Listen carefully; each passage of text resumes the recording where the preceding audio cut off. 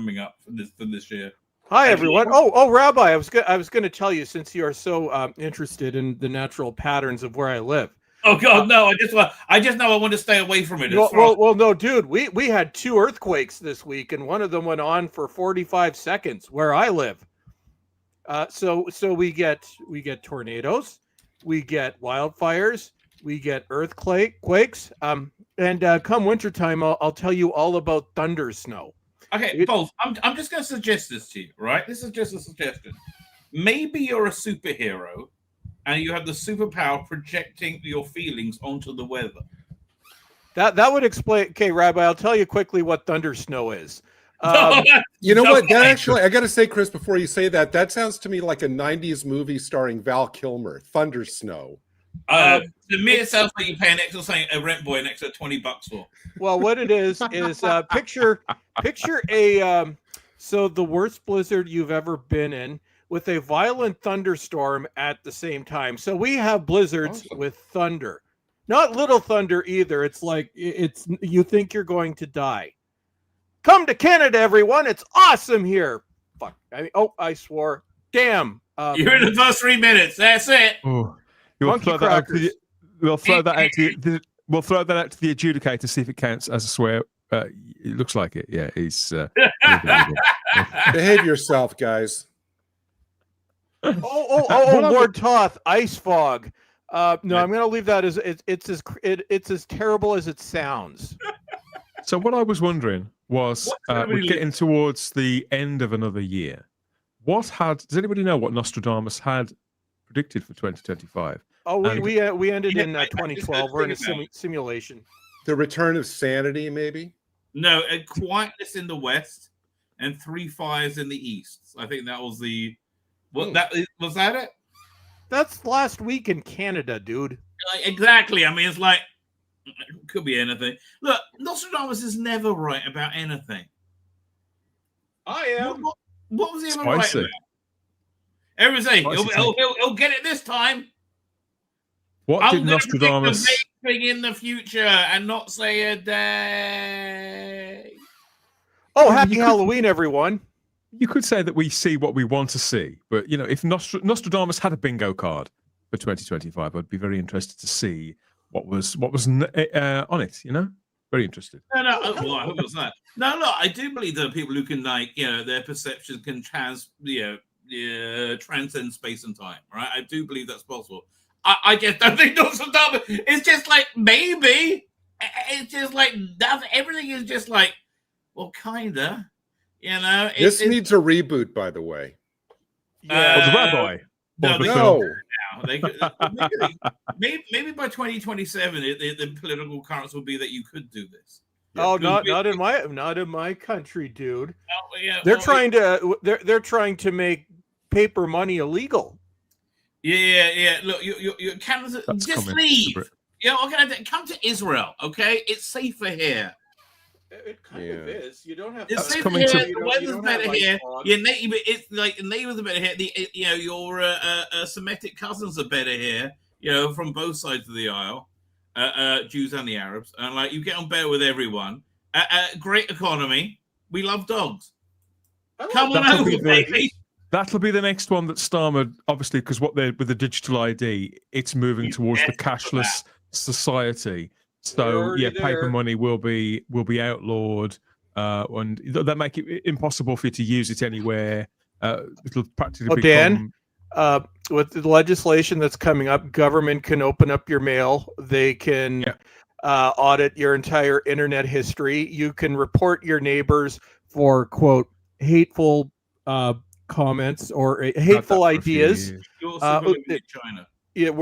Basically yes. We are going to live in China. Come to Israel. I'm not joking. It's really God. You can sell up there, and you can come here, and you could do much better. People having access to every corner of your being, of your person, which in Britain we don't take very kindly to that. It's very, very un-British. Oh, Dan, and get this: they can kick you off the internet. You can be banned from the internet. Keep your physical media, folks, because yes, you will be banned from the internet. You will not be able to use a smartphone, You will not be able to have a computer in your house. You will not be able to have a smart TV for saying mean things. This is literally, half the episode. They've already done that. They've already done that to a handful of people. Only a handful. There was one particular case who, he was a bit of an arsehole, but there was one particular case which should have opened the door for all of this, which the mainstream hasn't really picked up on. But and I'm not saying the guy didn't deserve punishing, but it because the unprecedented measures they put into place to silence this man, to restrict his behaviours, even when he was released from prison, it will mean now that a precedent has been set and that we are all fucked. I'm glad I'm past halfway dead. Anything to avoid Farage coming. They're doing literally. I mean, like, they know they're decimated. Do you think they know how much? Yeah. Look, there's some local elections. There's all the local elections that are planned because next year, like between April and June, a set of local elections. It's the closest thing that Britain has to a midterms. Right. So it's not everywhere, but it's a period of time where it's commonly local elections are held, and the Labour Party going out of their way to cancel them, basically, to say that it would cause too much disarray to have a local election at this precise. In other words, they know they'd lose. Regardless, in most cases, it does mean that Reform will win that seat. You see, in most cases, not all cases, in most cases, as was found out in Wales yesterday in Caerphilly. Reform is what's going to happen to England. If it would happen to America if Trump didn't go through the Republican Party. If Trump broke off and made a third party, that's what would have happened to America. Yes, right. That's that. But like again, the Conservatives, they were insane not to take him, right, and to go to, and they're still insane. Their only hope is by making Rupert Lowe their leader. That's their only hope. At least you have a hope. We don't. There's a very perceptive chat comment which says Orwell was right about everything in 1984 except the date. If you look into black hole theory, we could technically still be in 1984 if you just modify the 2019 theory, which says that CERN threw us into a black hole in 2019, which yes. What's going on there lately. That kind of match up, doesn't it? That is kind of possible. Yeah, and everything since. Okay, so here's what they're saying. So everything since 2019, we're still in 2019. We never left. Everything since then has been a shared delusion, and it's part of the view of explain a lot. When you die. In the last moments of life, you have like the brain explosion of endorphins, and that's when your life flashes before your eyes. Humanity is collectively in that state in the last few seconds of life, which happened in 2019 when CERN threw us into a black hole. So nothing that's happened since then is real. Another theory is this actually happened in 2012, and then 2012 was an accident. That's when the Mandela effect started. And 2019 was done on purpose, and you look at everything that's happened since then. But if you take that and say they did something in 1984, then we could technically still be in 1984. So I'm using this very rounded approach to say that technically we could still be in 1984. The only thing is the world sucks, everything's terrible, and I'm glad I'm half past dead. But on a bright note, Blake 7 Season 2 is coming out on Blu-ray, and I pre-ordered it, so I need to brighten this up. If it was still 1984, still 1984, at least Howard Jones would still be making music. I'd be down for that. That'd be pretty good. Actually, no, I want to be stuck in 1982 because that was the best year for film, mainly for science fiction, which is awesome. Hi, everyone. You can say we've gone from the Mandela effect to the Nelson Mandela effect in one way or another after all the recasts across cinema and TV over the last few years. But that does seem to have worked its way through. And woke does seem to be dead. But what's on the other side of that has turned out to be pretty shit. I mean, every single week, I think next week, things have got to start getting better, but they never do. I liked Alien Earth. Look, you got one happy camper out the three of you, out the four of us. That was Rabbi. That was poop. That was 8 miserable weeks, and nothing is going to get better because spoilers. All you physical media fans, I'm going to dump a giant turd on your hopes for physical media future later on in this cast. So spoilers, the Scream Shout Factory thing. Yes, it's a very bad omen in addition to the omen that I had last week. So stay tuned. Do not leave, everybody. And also comment. This is what we're going to do. I'm just going to give. Okay. So here's what I want you to do because we want to get comments on these videos. So each week, I'm going to say something to comment. So physically in the comment section of this video, do you think that physical media will still be around in 2030? So everybody who's watching this, you're going to give a like, and then you're going to go down to the comment section and you're going to give me an answer. And this is what I'm going to start doing. I didn't even tell Dan this ahead of time. I just kind of came up with this on the fly. But I think it's a good idea because we need interactivity. So each week, I'm going to pose a question early in the stream. And specifically, not in the chat is fine. But what we need comments and we need activity on the video. So each week, I'm going to ask a question and you're going to comment your thing. And here's the thing. I never comment on videos because the comment section is the bringer of death, but I will break that rule and you'll actually see my angry yellow font and I will respond to your comment with say, thank you. I agree with that. And I will not be mean because this is not the Bulls Trek channel where I yell at people. See, what we really need is an 8-week series called Porky's Earth. That would be they'd ruin that. They'd ruin that. It would be current year, and then instead of sexy ladies, you'd have sexy dudes. I think we can all agree on one interesting thing about Alien Earth, right? That it did throw up. There are two radically different alien fan bases. They are like the ones that like good Alien and the one that like that. I do agree with your use of the word the throw ones up. that like, the one people who like aliens, that's their go-to thing for Alien, right? They were like the Dark Horse comics were fucking awesome for that crowd, right? That they like, and there's ones that like those. Alien 3, which I just thought was a bit weird and creepy and slimy and just kind of like intoxicating, right? So I'm more of the like, I like the weird shit. Right, I really do. So that really fascinating. I just went back and started rewatching Battlestar Galactica, and it's fabulous. I can't believe how good it is. I got the original show. No, the 2000 update. In fact, if I was going to relive a decade, it would be the 2000s because I could watch all the stuff from the 80s. Still have never seen it. What? I hear Rabbi loves Galactica 1980.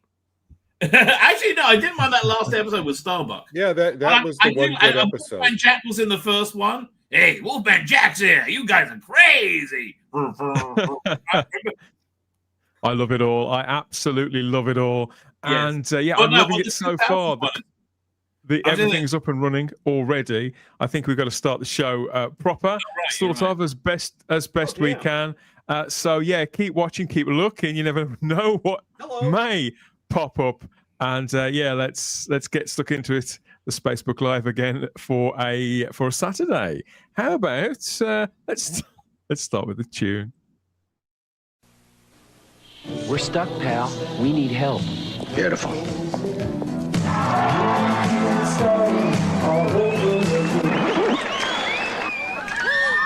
Is there a mechanic in the house? And it ain't no choice. It's Pepsi in the USA. It's Pepsi in the USA.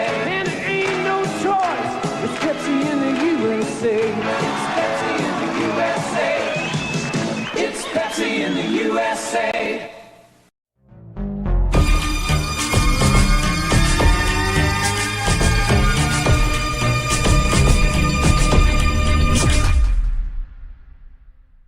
Pepsi in the USA and the Spacebook Live everywhere.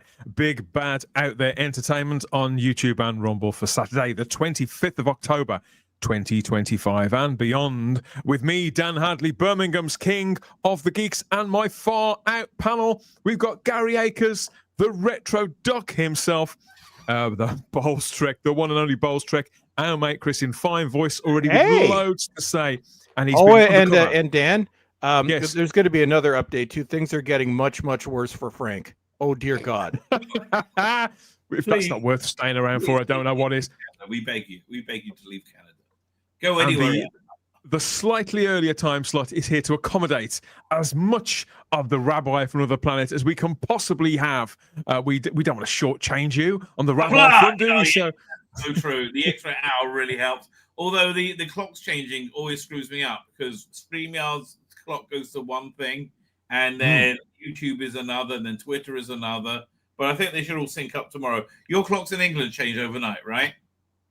Soon, very, very soon. But this is this is the cut and thrust, Gary, of being a truly international, intergalactic show, isn't it? Yes, it is true. It is true. This is probably the one reason why I feel lucky to live in the U.S. because it's always so much earlier for me here than it is for all the rest of you. Yeah, I'm always calling for it. But Lucy Meow, I listen. Well, I do agree with that. Aliens is better to Alien 3 as a movie. Like Aliens is nearly a perfect movie. I don't think anybody could ever deny. I like the feel and the vibe and the tone of Alien 3. Right, that's the sort of thing that sucks me in. But saying that the Alien 3 is the Aliens that is what the Last Jedi is to Star Wars is not true. Depends what version you're watching. No, I'm sorry. I would say Return the Jedi to Star Wars, right? No. Yeah, and even less than that. No. See, Rabbi, here's how I rate things. How did I feel when I first saw it? So I will go back to when I first saw Alien 3, hoping what they lied to us about what Alien Earth was supposed to be, and I got Prisoners in Space with stupid things. I like that. I like that weird world building. I like was it Charles Dance in it as that I'm really looking forward to seeing this new fan edit, right? It's called the Legacy Cut. And what they did to Newt, honestly. I love they killed Newt. I love that they killed Newt and they did a violent autopsy at the beginning. I love that. Okay, let me tell you. When I saw that, I was in rabbinical seminary, right, and living in Jerusalem for about 3 years. I had spent about a year not seeing movies because I was getting super spiritual. Then I saw Pulp Fiction, Reservoir Dogs. I was like, oh, back baby. Anyway. So then I saw Alien 3 and that autopsy scene, right, for Newt, which was a beloved character. Oh, I thought that was horrible. You don't build up. You have your big cliffhanger, happy ending to Aliens, and then let's see, how long was it? 7 years later, go back to a blood spatter spaghetti guts feast. No, okay, this is where you have to look at the Alien movies in my estimation. That because each one is a auteur event, so that there's not really a shared universe. That's how I see them. I see them that way as well, almost like an anthology. Yeah, it's like good auteurs and then everybody else. Like this movie says this one's real, that movie says this is real. It doesn't matter, right? This is what they should do with Star Trek, right? The Star Trek is really floundering. But if they had a bunch of A-list directors do a Star Trek movie, what? So if they had a bunch, that's true. But if they had a bunch of A-list directors do a Star Trek movie, they would have tried, dude. Yeah, anyone competent. Anyone remotely competent. What's it? David Fincher. You could have David Fincher's Star Trek or Christopher Nolan's Star Trek. And it doesn't matter who you have. You can have different people play Captain Kirk. It doesn't matter. I want to. You know what we need to. You know what we need to do on one of these special shows. We need to discuss what is the worst Part 3 movie in history, because everything always seems to go off the rails with Part 3. We've got Aliens 3, Terminator 3, Spider-Man 3, Jaws 3D. I like Batman Forever. What else? Beverly Hills Cop 3. Everything always goes off the rails in Part 3. The best of those was Terminator 3, though. Yeah, look, is when they're really like squeezing that teat for the extra bit of money. Dark Knight. Star Trek 3. Star Trek 3 was good. The third Dark Knight movie was also. I didn't reckon much to that at all. So well, that was I think better than the second one, wasn't it? I don't agree. I thought the first two. Oh no, you're Dark right. Knight It was films the one with what's his name, Tom Hardy, who was great. Okay, that one takes about 20 minutes to watch, right? Because I just jumped to the bits I like. So that's like a quick recap. See, that's why I like fan edits. I really do. By the way, and I know we're not allowed to mention the name, but it's classic. The thing you might not mention now to mention this name. People are complaining about the AI artifacting, right? My disc will arrive this week, I hope. Right? They just cleared customs. I got to know. Anyway, so that's exciting. You should know on the Doctor Who 4K project, you can download a 4K Pyramid of Mars and a 4K Seeds of Doom, and those look beautiful. As long as it doesn't include Dr. Nutty wanking, because I could see them inserting that. But here we go. So good third movies. I asked the Google. So the Google gave me a response. Okay. So Lord of the Rings, Return of the King. Good. That's not a third movie. That's not a third movie. That's like basically they made a 9-hour movie and chopped it up. But third movie, Return of the Jedi. Army of Darkness. I've never seen it. But apparently Toy Story 3. Indiana Jones and the Last Crusade. Yeah, okay. Bourne Ultimatum. Let's see. We've got Good, the Bad, and the Ugly. The third one. Oh, that's the best. That's an individual movie. Logan, the third Wolverine movie. Disagree. Number 2 was Star Wars Episode 3, the only good one, and it's a damn good one of the prequel trilogy. For some reason, they have The Godfather Part 3 on here. No. Thor Ragnarok, but Thor movies have a habit of sucking. Captain America Civil War. Okay. John Wick Chapter 3. That's terrible. That Civil War film. Actually, no, these are good films. Back to the Future 3 is good too. So but Back to the Future 2 and 3 are one movie. Yeah, that's all right. Everybody's one production. All right. Harry Potter and the Prisoner of Azkaban, A Nightmare on Elm Street 3, Spider-Man No Way Home. So the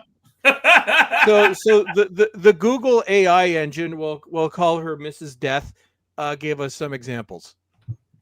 But Absolutely. Yes, typically the third movie is ass. Except Batman Forever. I will say Superman 3. I'm one of like 5 people on the planet that like both those films. I mean, you could say that Batman Forever counts as a do-over because Tim Burton's sequel to Batman Returns was called Batman Triumphant. That was a completely different film that was totally sort of nixed for various reasons, and the whole thing was so it's a sort of restart in the same way that Andrew Garfield's Spider-Man films are a restart. That was going to have a Black Robin, wasn't it, Dan? The Tim Burton one. They paid. They even not only did they choose an actor in Damon Wayans, but wasn't he paid? He actually received his entire fee for Batman Triumphant, even though it was never made. Well, good for him. Good for his lawyer. But okay, Batman Forever always struck me as like 90s porn without the sex. Right? That's what it seems to be like. Yeah. So there's what's all not to love? Like weird lighting and stuff like that going on. I'd always wanted to see Uma Thurman's Bush. That was the nearest we ever got. And Alicia Silverstone was way hotter in that movie. That's before she really got into. Who was? Alicia Silverstone. She was hotter in that movie. That was the fourth one. That was the fourth one. That was the fourth one. Oh, God. We're going deep already, everybody. Going deep. It's getting scary. So we've got a couple of things to clean up. Or, well, that's not very likely. Okay, to clear up, at least, from previous shows. So a couple of weeks ago, I showed you this picture, if you remember, and there was a degree of upset on the panel and in the live chat on YouTube and Rumble because, firstly, disbelief that this was from an actual film, if you recall. And I promised to tell you where it was from, and then I completely forgot. So has anybody been tempted to go back and try to find out where this is from in the time is this between? Is this from Batman Triumphant? I actually bashed it. That's why it wasn't made. Oh, forget that. I got a rock and just smashed it into my skull, so I'll forget that. So does this? If this doesn't ring any bells, does this ring any bells? Has anybody ever seen this before? Because it is. Right? It is from artwork for this film.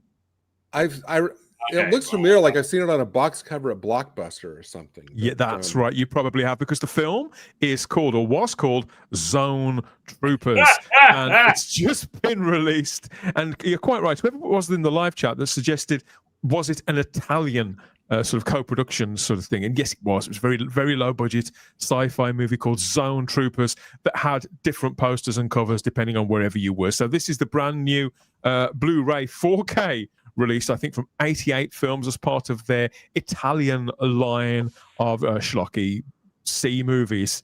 But you may have seen this in your local Blockbuster or wherever, whichever video chain, because that was the artwork that featured certainly on the video box in my local rental store way back in the mid-80s when it was released. It was directed by Danny Bilson, stars a load of arseholes you've never heard of, and the rest of it. I'm tempted to go and find this out, go and look it up and see what was going on.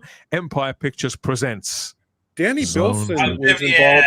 Danny Bilson was involved in that the 90s Flash series, right? Wasn't he like the executive producer or something? I think. I'll take your word. I'll bet you this movie came out about like 6 months after Starship Troopers, and it was originally named something else, and they changed the name to try to tie in. I bet you're right. I remember that poster though. I've definitely seen that poster before. So the mist is somewhat cleared in that department, at least for now. There'll almost certainly be more nonsense and more enigmas that we parade before you on this edition of the Spacebook Live. As always, stuff for you to unpick and unpack and decipher, because as the evening goes on, we'll all get far too addled to do it all alone. So yeah, let us know what you think in the live chat as ever. We've got some comments already, even responses to your query about physical media, Chris. Funky says yes, but everybody who responded to that also in the video comment section of the video. Graham, Amazon, can we wrap this up? Can we wrap this up? I want to go watch this on Amazon Prime. Well done to Graham. Well done to Graham J here, who's found Zone Troopers over on Amazon Prime. So go and hit that up and see. We maybe can watch it as a bit of a Christmas special. That could be a laugh. And we've got people rolling. There's not enough weed that can make that good. Casino Royale maybe, right? But not this. Well, let's start with some good news. He says, so good news that it'll make you go, yeah. So I think most of us are X-Files fans, or were X-Files fans, depending on where you decided to sort of get off with that at the end of the original series. Maybe you stuck it out for the 2 movies. Did you go back for those 2 limited series a couple of years later? You know, again, this is something that causes I still do get off on Gillian Anderson, so that's okay. But in many respects, I think that no matter how bad you may think those 2 revived series of the X-Files were, they were nowhere near as bad as most of the things that we had coming our way in the couple of years afterwards. I think the X-Files sort of got off quite lightly, really. So its legend has largely survived intact. But news of a new reboot, they're calling it a reboot, has been in circulation for the best part of a year. And in the last few days, it seems to have been confirmed, sort of, that the new X-Files, whatever it's going to be, has found one half of its cast. So Danielle Deadwyler is rumored to have been cast as the female lead of Ryan Coogler's new X-Files series. So we've seen her. Now, I have no idea who this woman was. Apparently, she's been in 2 series, Atlanta, and in that Watchmen show on HBO a couple of years ago. That was shit. Actually, no. The thing that was frustrating about Watchmen, that was sometimes brilliant, but mostly shit. The weird thing is, it went shit anytime there was black people on the screen. Right? Damon Lindelof, who wrote it, you could see just like tense up and like get terrified when he wrote about black people. This is going to be very bad. This is going to be very bad. I reported on this 2 years ago. This is going. This is going to be a woke train wreck. Yeah. So yes, this casting is for the regular reasons that you might imagine. I will be skipping this. This will be bad. They do go on to insist that Danielle has received praise for a Netflix movie called The Harder They Fall, which was a Western, and a further film in 2024 called The Piano Lesson, another movie called Till, where she played Mammy Till Mobley. Now that was some sort of biopic, wasn't it, about an activist? Who's gonna openly criticize a young black actress in Hollywood in this environment? Yeah, who's gonna say, "Well, that was shit"? No one's going. Like, look, I'm a real big proponent of the what's it called? These re-edits of the Star Wars TV shows, especially the Obi-Wan show. He mentioned it. Yeah, I can't remember the name of the guy, but they're very good. You should go find it. Anyway, it makes Obi-Wan Kenobi the main character. It makes like the Reva, the angry black woman, right? A side supporting villain character, right? Not that important. And when you do that, you see what an atrocious actress she is. And she really, it puts in a terrible performance that has no idea what she's doing. Yep. Because again, if you're a young black woman, you can't be directed, and you don't need to the days of me taking it seriously when a mainstream media source or one of these sort of big sites that's all owned by the same sort of amorphous blob says that they were acclaimed for this and that and the other. I take it with a pinch of salt. Exactly. I mean, I didn't think I'd ever seen her in anything, but it turns out that I have. She was in the Christmas film on Netflix last year, Carry On, with Taron Egerton. Oh, I loved that. That was really good. I really enjoyed that film. Unfortunately, Miss Deadweiler was easily the worst thing about it, I thought. So she wasn't bad. Honestly, I don't even remember her in it. She was the sort of handler. She was the policewoman who was on the phone to him the entire time, making because he'd got to sort of save everybody, and she was sort of wagging her finger and saying, you know, don't do that, basically, because I say so. And then he would sort of go against, and there'd be that sort of cut and thrust thing. That was a worthy, very worthy movie. You know, but I felt that her presence dragged it down.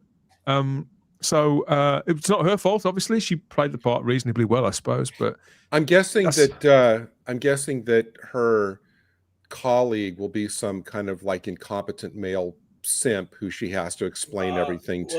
I think he's going to be another Black Mulder. It's going to be Black Scully, Black Mulder versus the evil aliens. Well, that's exactly what it's going to be. This is you know what? If they're going to go full woke, they should just call it the XY files.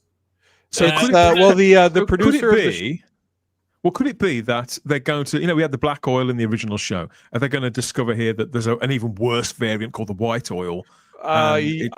Guaranteed. No, the person behind this reboot, Ryan Coogler, does not like white people at all. For a guy who's done very, very well out of the mainstream media, he's always a miserable wanker. Yeah, and, this is bad. Yeah, I've never seen anybody so so not. What's the opposite of oppressed? So liberal. Privileged would be their word for it. I've never seen anybody so privileged complain that they're oppressed. I mean, really talented man. I mean, I thought that I wasn't a massive fan of Black Panther, but I thought that his Rocky legacy movie Creed was particularly good. I have seen good films by this guy, but unfortunately, in the 6 or 7, probably the best part of 10 years since, come to think of it, Hollywood has just blown smoke up this guy's arse non-stop and thrown money at him to do largely whatever he wants. So he's turned his attention to the X-Files, which apparently he used to watch as a boy with his mother in the evening. So this is allegedly being done out of affection, but I have no doubt at all that 2 black actors will lead this cast, which in its own right, 20 years ago, I wouldn't have cared one way or another. But now in this environment...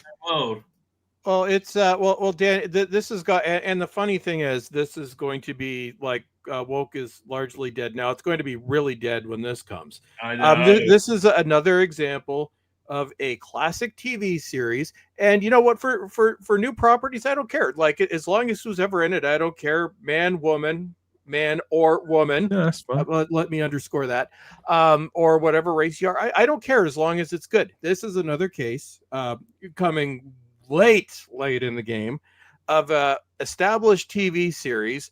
Unfortunately, one that did not end well either of the 2 times it ended well.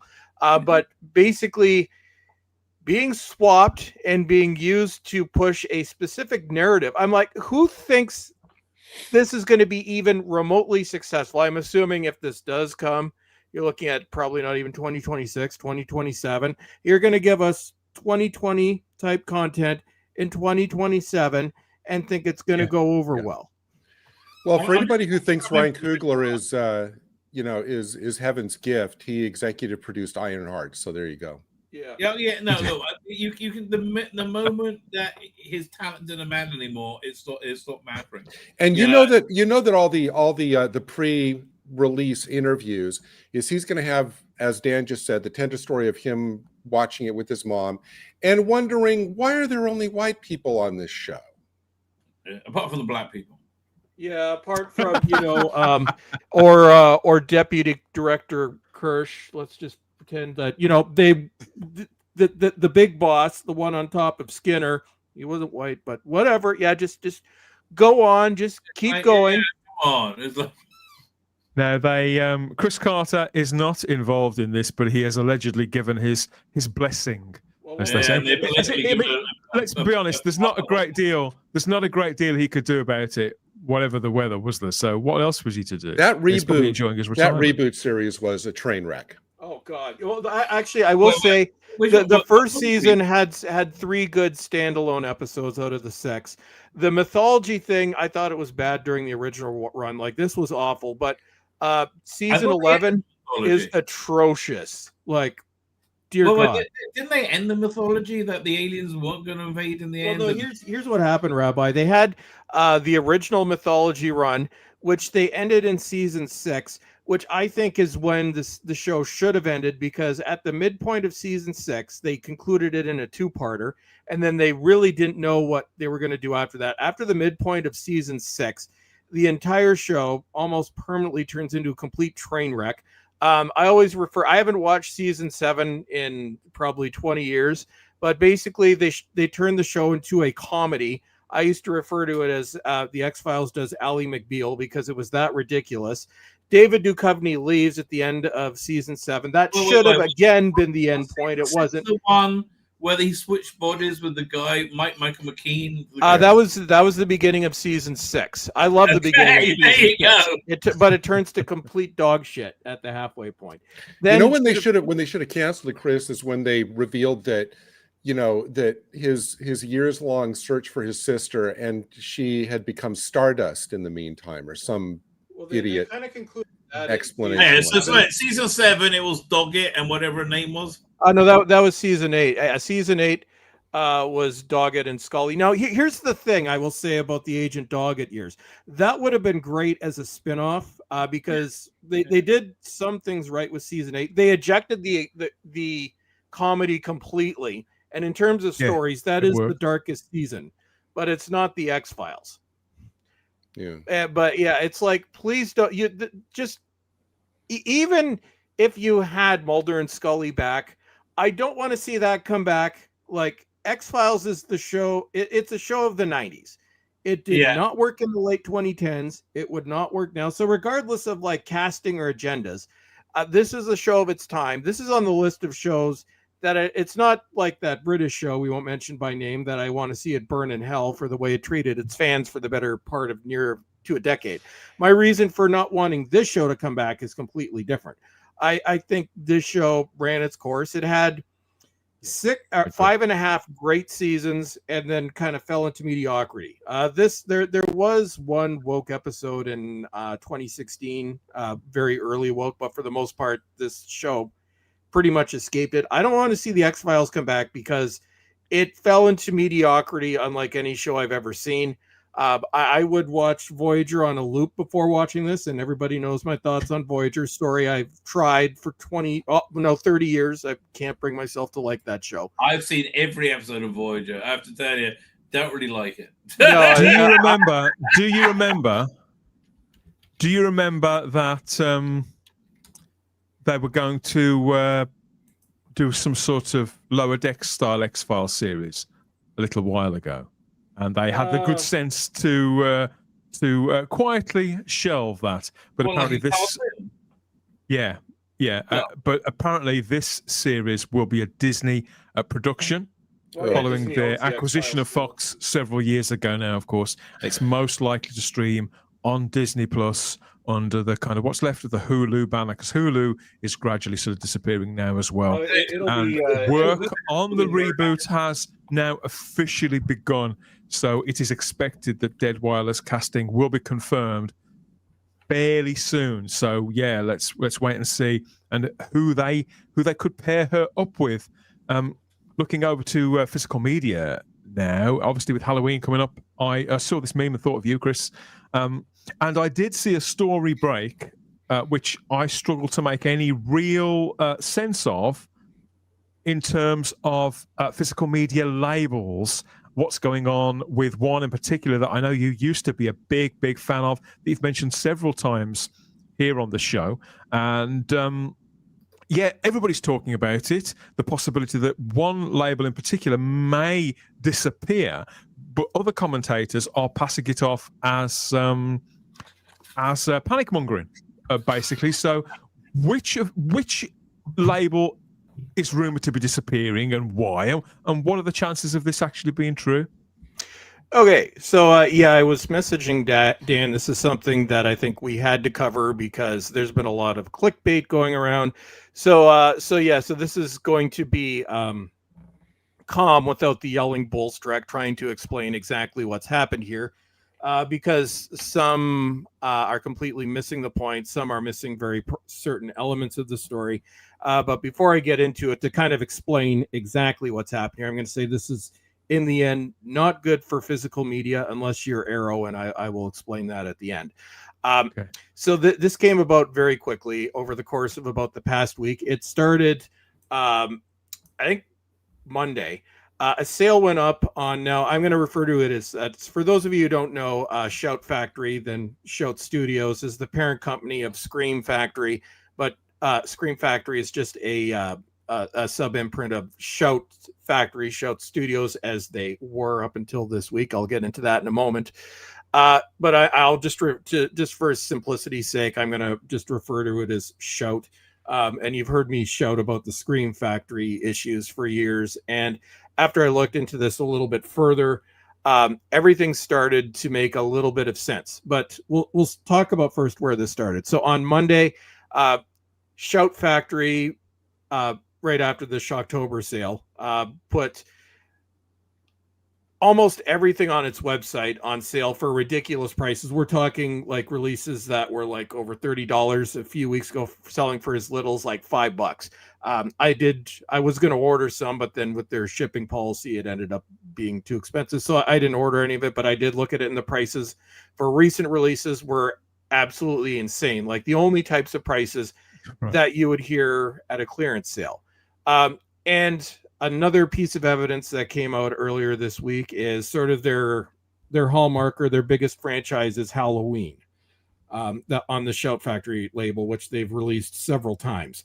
Arrow Video now has the rights to Halloween. So as soon as that came up, that started bringing out more questions. So what's going on with stream? They're literally having a fire sale. They're getting rid of everything at like sub clearance prices. Arrow Video now has the rights to what was their biggest and most profitable franchise. It was their highest selling 4Ks, their highest selling set. They also had them out individually. And they also got rid of their membership program where you would earn points, or they are dumping that as well. That came out around the same time. So at this point, a lot of videos started coming out saying, oh, is Shout Factory going out of business? What's going on with this sale? At which point I said, no, they're not going out of business. And they're not. But other things have come to light in the past few days, which are not good. Now, if you'll remember, about 2 years ago, around 2023, I made several diatribes on this particular live stream, bemoaning that the quality of releases had diminished greatly, that a lot of important people had left the company, and much to Arrow Video's advantage. And I hadn't really looked into the ownership of Shout Factory or Shout Studios to see what exactly happened. So in 2023, Shout Studios was acquired by Oak Tree Capital Management. So who is Oak Tree Capital Management? According to the Wikipedia, it is a global asset management firm specializing in alternative investment strategies. The company manages $209 billion for its clientele. So this is never good when a formerly like Shout started as a niche passion project, bringing things that we liked. So around the time this happened, this is when all the niche material just disappeared from Shout, which is what the Scream Factory imprint was known for. There was no effort being put into what they were releasing. They were just putting out, I remember you saying, recent releases or just re-releasing things in 4K. But in terms of like that niche stuff that we loved them for, that disappeared shortly after this, and it never came back. So as it came out earlier this week, and I've got the article here. Where did I put it? I've got a bunch of tabs up here on my screen. Okay, so this came out from The Wrap a couple days ago.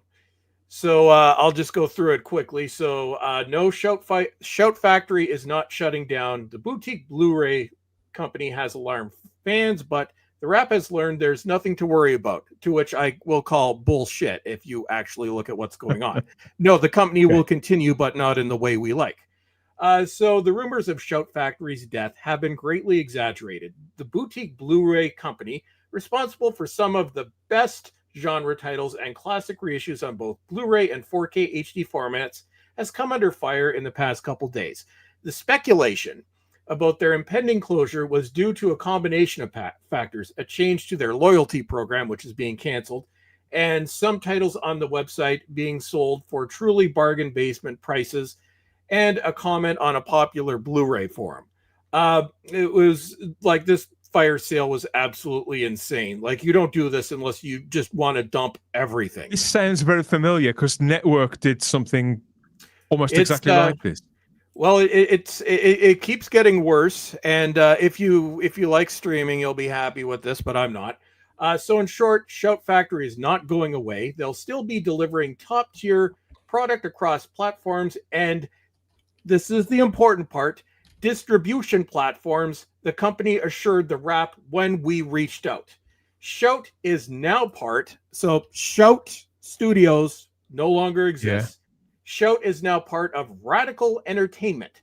Radical operates, and here's your next clue, Shout and FilmRise. Now, if you know FilmRise Studios, if you've ever watched anything on Prime or Tubi, like older shows, it always has that FilmRise label. It's all streaming content. Show continue to acquire, distribute, and monetize across, quote, multiple platforms across digital, which is where they want to go, linear, broadcast, and as almost an afterthought, Blu-ray and 4K UHD and theatrical. Spoilers, nobody watches their movies, they're shit. Among the upcoming titles, so then it just lists some of the stuff that was announced before this news came to light, going up to Leaving Las Vegas, which, yes, finally, it's getting a 4K release in December. I don't know what's being announced after that. Physical media is alive and well, and Shout Factory will remain a huge part of the medium. Well, will it?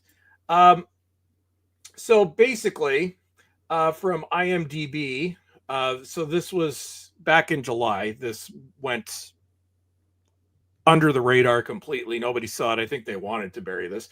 So Shout recently acquired Gravitas Ventures, Oak Tree, which is on its way, or was recently acquired by, which is on its way to amassing one of the largest independent library catalogs in the industry, with about 700,000 movies and episodes. Will fold its growing media footprint into a new holding company and their new official branding, Radical Entertainment. So it's no longer going to be Shout. It's no longer going to be FilmRise. It's going to be Radical Entertainment. So what does this mean? Well, the fact that this is no longer a boutique label, if you look at the way they've been going, they want to become a streaming company. Now, there have been other things leaked, including omens from the two creators of the Scream Factory imprint, neither of which are with Shout Factory and have been for years. Cliff McMillan, who I mention all the time, the hero of physical media, is the one that turned Arrow Video into the absolute juggernaut that it is right now, or one of the people, I should say. So, other rumors, and this has been speculating, although I was going all over the place. So, the focus is going to be on streaming. It isn't even clear if they're going to keep like the Shout Factory name. From what I can tell, that name is going to be gone. It's now Radical Entertainment. The Scream Factory imprint may remain for a while, but be greatly diminished because they don't seem to have any interest in it, and that's been evident for the past few years. So possibly what we might see is, in the time being, occasional releases from Scream Factory, but the focus seems to be mainly on streaming. So if we look at this in context as to what I was saying last week when I was talking about some of the issues with 4K players, that the fact that it's down to 3 companies, and the one company that needed to be the main company, Sony, now only has 1 player, which is their entry-level model. Yeah. And Panasonic, which has multiple players, but they are not in a position where they can hold physical media. That in terms of in terms of video in North America, they have a very, very small footprint. They have a small selection of TVs in the US. In terms of that, mainly all they have is their Blu-ray and 4K players. And as I said, last week, they've been rumored to be selling their TV production or their TV line, which would include 4K players, somewhere else. So that would be the end of that. So if you want that, go back to last week's stream. I did a diatribe for about 20 minutes on that. But here's the danger with physical media. So Shout Factory, Shout Studios, whatever you want to call it, for physical media, and especially in the boutique landscape, and I think for physical media as a whole, was by far the largest of the boutique labels. Close to, you'd have to take out Arrow Video. All the other boutique labels combined would not be the size of Shout Factory. So for physical media to remain relevant, it can only be niche to a certain point, especially considering the complexity with manufacturing 4K discs and the complexity required to manufacture 4K players. One of the many reasons why we've never seen a major price drop. So from what it looks like here, so no, the rumor is Shout Factory is going out of business. No, they're not. But as we know it, they're done.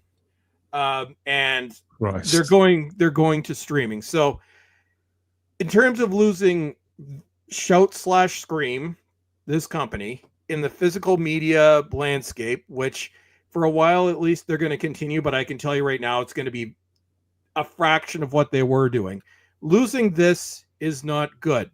But there is a possible silver lining, which could extend this a little bit further. But before I say this, we are now, I think these are the twilight days of physical media. I think that this boom of 4K titles is going to be the last of it, which really sucks. Like I have thousands of movies. All my favorite films, for the most part, I have on 4K or Blu-ray. My main concern will be something to play these on. But in the meantime, there is another company, which I have been talking about, where as Shout Factory has gone to crap, this other company has improved. So that other company is Arrow Video, which, and a number of people formerly with Shout Factory are now with Arrow Video. And Arrow Video, even though they do have a streaming site, almost as an afterthought, but they are about physical media. Now, in terms of quality, they are by far the best of all of them, and I just don't say that as an Arrow Video fanboy. The advantage of Arrow over everyone else is the encoding process that they use, which is basically proprietary. Nobody knows what they're doing, but that seems to be the difference. Their encoding is by far the best in the business. This includes all other boutique labels. It includes Criterion. It includes the studios. So they have put out, I won't say some of the best physical media I've ever seen. So Arrow is committed to physical media. And our first indicator was the fact that the Halloween franchise, the rights are now held by Arrow Video. When you look them up in streaming, it now has that Arrow Video rainbow at the bottom. You can debate. I think the first Halloween movie has been released too many times. It already has 2 separate 4K releases, but Arrow has done their own transfer, which will look leagues ahead of what even Scream Factory did 5 years ago. So for now, at least, it looks like Arrow Video will take up the position that was formerly filled by Shout Factory. For I'd say at least the next few years. This is not going to be indefinite, but for a while we'll have a hiatus through Arrow Video. And in terms of the niche stuff, Kino Lorber has done a great job, especially with their Kino Cult line. Actually, a lot of the stuff that Scream Factory has put out. Arrow can't keep this alive or innovate single-handedly, can they? They need other people, other stalwarts. Yeah, well, we've got a few of them, but Kino Lorber through Kino Cult has picked up a lot of that niche stuff, like a couple dozen Scream Factory titles that are out of print and have been for years. Kino has put them back into print, some on 4K, some on regular Blu-ray. Vinegar Syndrome, not as big, but probably one of the most profitable because they do direct distribution and they don't pay a lot for these movies, and they do the processing themselves. In terms of quality, they are second best and very close to Arrow Video. And then you've got some of the smaller ones, and then you still have what's left of the studios, Paramount Presents, Warner Archive, and some of the larger labels. But it is a very grim picture of all the people, of all the brands to pivot to streaming. You wouldn't have thought that Shout would. Honestly, I think if there's a demand to buy it, they'll find a way. Why has anybody thought of like the like Arrow or not Arrow, the other Scream Factory? Why don't they set up a thing where you can they'll print on demand, right? And you can like build yourself up at your own. The cost, the cost for it's different DVD. Warner Archive used to be exclusively DVD-Rs, print on demand. That can be done very cheaply. Right. But Blu-ray, most Blu-ray recordable discs were manufactured by Sony, and Sony discontinued that business earlier this year because of lack of demand. So you would be paying a lot just to get the physical discs. They're already expensive, aren't they? They're already like $100 to start. Are they crazy? Yeah. So, and not only that, the demand amongst the collector space right now is mainly 4K, and you cannot do print on demand 4K. There's no way in hell you're going to get through that triple layer, and really only Panasonic has fixed the third layer switching issue, which is present in every other company that has ever created 4K. So here's my prediction, and I hate being right about these things, but if you look at in the culture war, if you go back to my video 7-8 years ago, outside of that British show, all the other things, unfortunately, I predicted eventually came true. And as you know, like I'm a physical media fan, I'm a film fan. I hate streaming with a passion. I do have a few streaming services. I will watch them only if there's no physical available. I don't like the lack of control.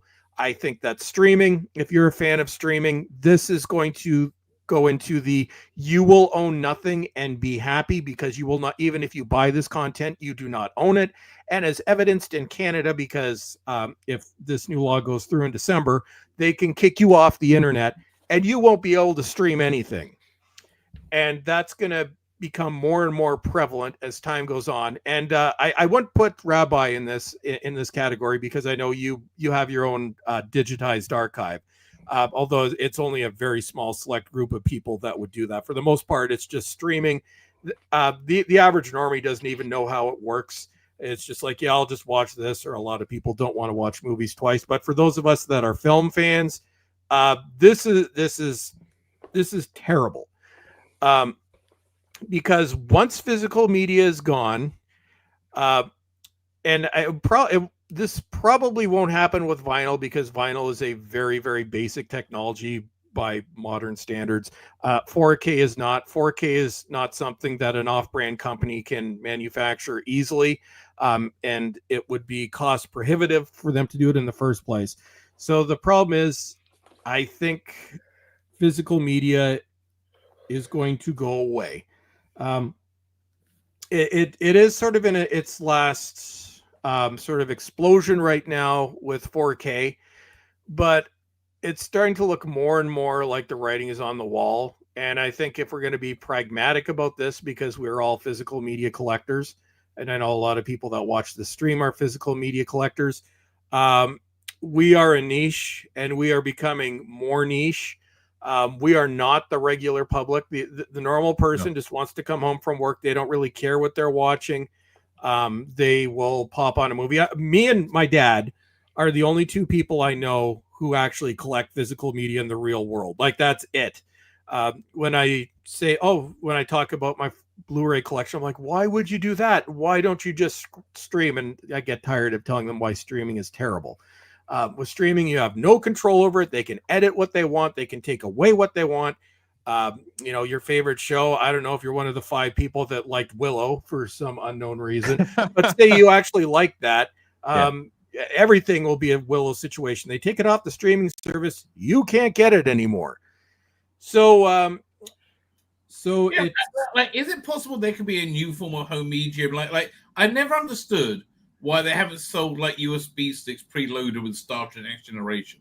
Like it just seems to be it's such an easier format to cope with. It's not as reliable as a physical disc. You're looking at data corruption. Listen, physical media. All my physical media turns to shit. Right. Well, it depends on where you store it, and if it's DVD, yes.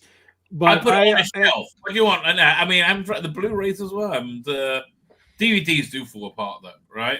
Obviously, we're going to do everything we can to continue championing physical media here at the Spacebook. This is very much, I feel, where the future of this show lies. Every time we talk about this, we're picking up a lot of people who subscribe to the channel for coverage of this. Physical media needs its heroes, don't we all? And I mean, thanks to your knowledge of this subject, Chris, and putting all of that into perspective, because I looked at that story and I couldn't make head nor tail of it. And lots of people were getting very, very angry on both sides of the aisle. People clearly in denial on one side, and other people sort of saying, well, what's all the fuss about? There's misinformation, which is what was, and especially when this came out, like, as y'all know, I used to be a physical media channel. I largely stopped that 7 years ago when I went to when I started covering the culture war, but I still watch a lot of physical media channels. And I was actually getting genuinely pissed off when I was seeing some of the coverage earlier this week. Just basing it all off, their Shout Factory has stupid sales, they must be going out of business. No, it's not a good story, but you need to tell the entire story. They're not going away. For the time being, their physical media is going to be around in a very limited capacity. I don't think that's going to last very long. Like, they are now owned by a multi-billion-dollar corporation, and what they want to do is maximize profits. So this is no longer just a small, company run by people with a passion for the subject. This is run by a corporation that wants to make as much money as possible. Streaming is profitable, and you can tell. I didn't know that they had been acquired in 2023 because it wasn't made public, but it now makes sense because that's when the content went to complete crap. So it is definitely going to be phased out, but there is hope. Are they talking about becoming their own streaming service, or like leasing their content library to another streaming service? FilmRise is sort of the two former companies that make up the larger Radical Entertainment Group. It's Shout Studios and FilmRise. So I'm sure if you haven't heard of FilmRise, you've seen the logo. I think Forensic Files, for example, I think is one of the things that they distribute, which is everywhere. So basically, what FilmRise was a media distribution company, mainly old TV shows, but I guarantee half of the old stuff that's on Amazon Prime was from FilmRise. So that seems to be the where they wanted to go. The acquisition seems to be they wanted FilmRise for that library, and also for their own streaming infrastructure, but they stream through other platforms. And obviously they wanted Shout because of the rights that they hold to many, many franchises, especially in horror. Like they own the entire Roger Corman library, for example, which is over 300 movies. I know Shout's YouTube channel is pretty good. They got there's a lot of good stuff on there. I would assume that channel is going to go away. I don't know if they're going to form their own streaming platform, which they might, considering the amount of content they have, or if it's more profitable just to sell it to other streaming services like Prime and Netflix would be the two big ones. I would sell it to other services. You know who won the streaming wars? Sony, because they didn't start a streaming service. We're gonna have to move on for now. Yeah, I will shut up now. But let's keep an eye on this topic because it is rather depressing, disappointing, and let us know what you think. Of course, if you're a collector too, you're very welcome here at the Spacebook. And do you see the writing on the wall as well? And where do you think it can go? Could it be as grim as Chris is pointing to? And will there always be a physical media, just like the gentleman said earlier on? Let us know in the comments. I usually find what cheers us up, Chris. It's basically reminding us of people who are worse off than us, namely the poor souls that we find in PSA videos from sometimes from the recent past or the dim and distant past. And you've another selection here to brighten our evening, I understand. So do you want to give us the walk into this? Hello, everyone. Happy Halloween. So, as you know, I've been campaigning against drugs recently with some of the PSAs I have presented. And they haven't been getting the message through effectively. No. And I've been very disappointed that people are still doing drugs. That's very bad.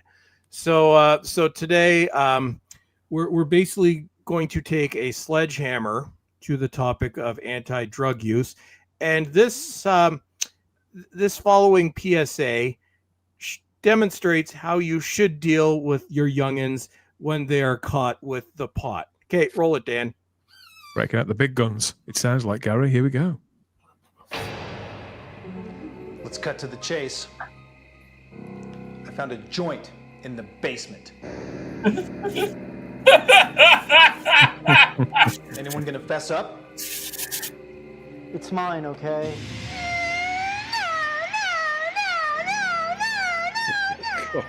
See what you've done? Mom, you should have aborted him! What's next, James? Killing us in our sleep? Wearing our guts as accessories? You're tearing this family apart! This is lame. I'm out of here. Whoa, pal. You're not going anywhere. Jeez, guys. It was only once. Not even once. Not even once. Not even once. Not even once. Not even once. Not even once. Not even once. Not even once.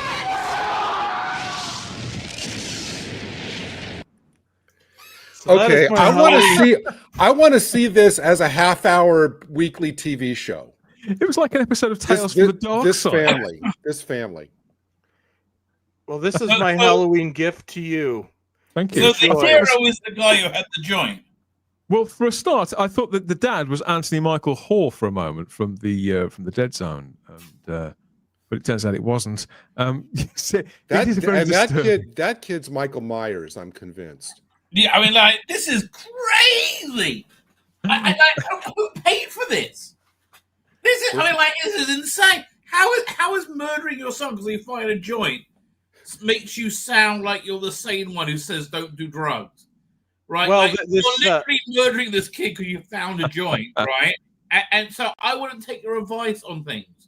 Well, it's keep in mind this is also Halloween week, so this is my Halloween PSA. Thank you. Which may or may not be a parody. I will leave that to you.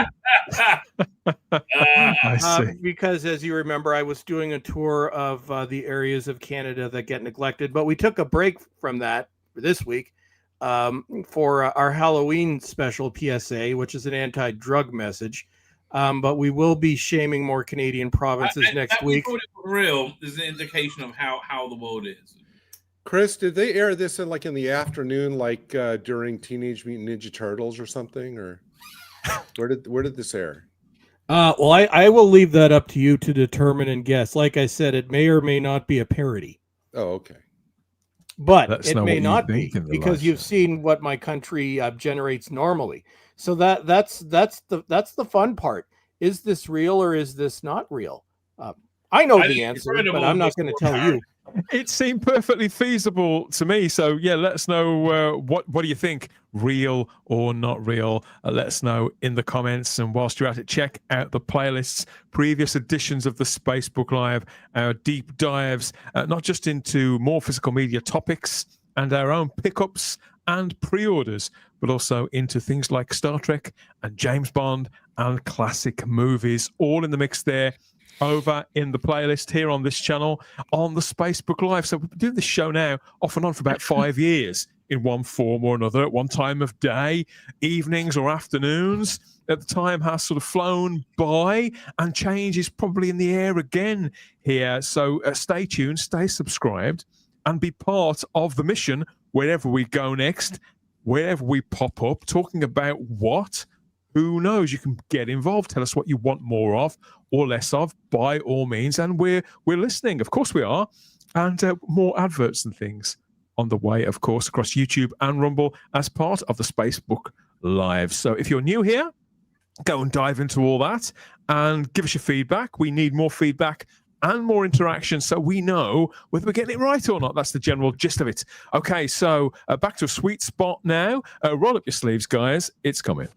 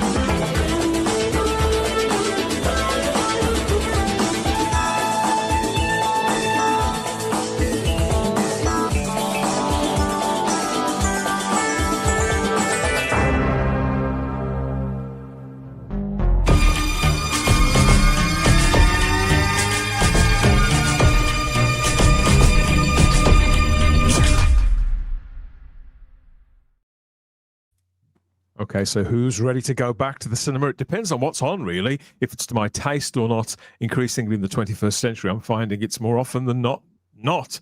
I hate to say it. I hanker for earlier, simpler times when women were certainly proper women. Wow, check it out. And yeah, exactly. Yeah, proper women. And when heroes were proper heroes, we're talking sort of rugged, masculine types, overloaded with testosterone, driving muscle cars, wielding sawn-offs, and wearing socks only when absolutely necessary. The classic crime drama series Miami Vice, which I think started around 84, 85 and ran through to about 1990. That is being rediscovered all the time. Not an action show so much as things like the A-Team and all that, of course. Less family friendly, but it's absolutely still got a massive hardcore cult audience. Talks of a further comeback have been in the air for quite some time because it's such a distinctive brand. You know, the music, the locations, the fashions, the birds, the drugs, the guns, all of that. And we have been hearing recently that a further revisit is on the way. And now Deadline confirmed this week that a brand new Crockett and Tubbs are rumored to be revealed any day now. And Austin Butler is in early talks to co-star in this with Michael B. Jordan as Sonny Crockett. And obviously Jordan playing Ricardo Tubbs, making up a new incarnation of that classic lineup in this brand new movie version of the classic show. So who on the panel were and are Miami Vice fans, and what do you think about this pairing? I think that's perfect. I mean, Austin Butler, and I think he's. I was just thinking, who could you get to replace Don Johnson? Now, Don Johnson has a great senior career. It was great seeing it. If you see him, you're always happy. Inglorious Bastards, the Tarantino movie, with Jonah Hill. Django Unchained. It was just fun seeing him. It's always fun seeing him. Now, Austin Butler he's a great actor. Now, the reason I think he's a great actor, I've seen him in proper movie star who can lift even pretty mediocre films. Right, but he's able to play different characters convincingly. Right, if you've seen Dune, he was fantastic as Fade. Right, suddenly halfway through the second one, you have a 40-minute interlude just on him, and it doesn't drag at all. It's great. And also the show I liked a lot, Master of the Air. He starred in it. He's excellent in that. I believe I'm always really interested in whatever he's doing, and whilst he has made populist films in the past, this would be a fairly broad step into something which could have the same sort of appeal as, say, Top Gun Maverick or F1, that kind of thing. But obviously, these guys are both still fairly young. I mean, Deadline stress that talks are still ongoing, and these two guys haven't signed on yet. But this is the pairing that they want. They're going after them pretty hard. Good news, right? They're aiming this direction is good news. This certainly works. Dan Gilroy is writing the script for this, who is the brother of Tony Gilroy, and Dan Gilroy worked on the Andor TV show, the Star Wars show recently. A huge fan of the original series of Miami Vice, and the plan is to get this, to get all the pieces to this on the board pretty quickly for a projected 2027 release date. I did see this show when I was growing up, Gary, but it was always on BBC One. So it was on a big channel, but it was always on about 10, 11 o'clock at night. So on a school night as well. So it's not something I've seen a great deal of, but culturally, as I said, the music, the fashions, it's all so potent.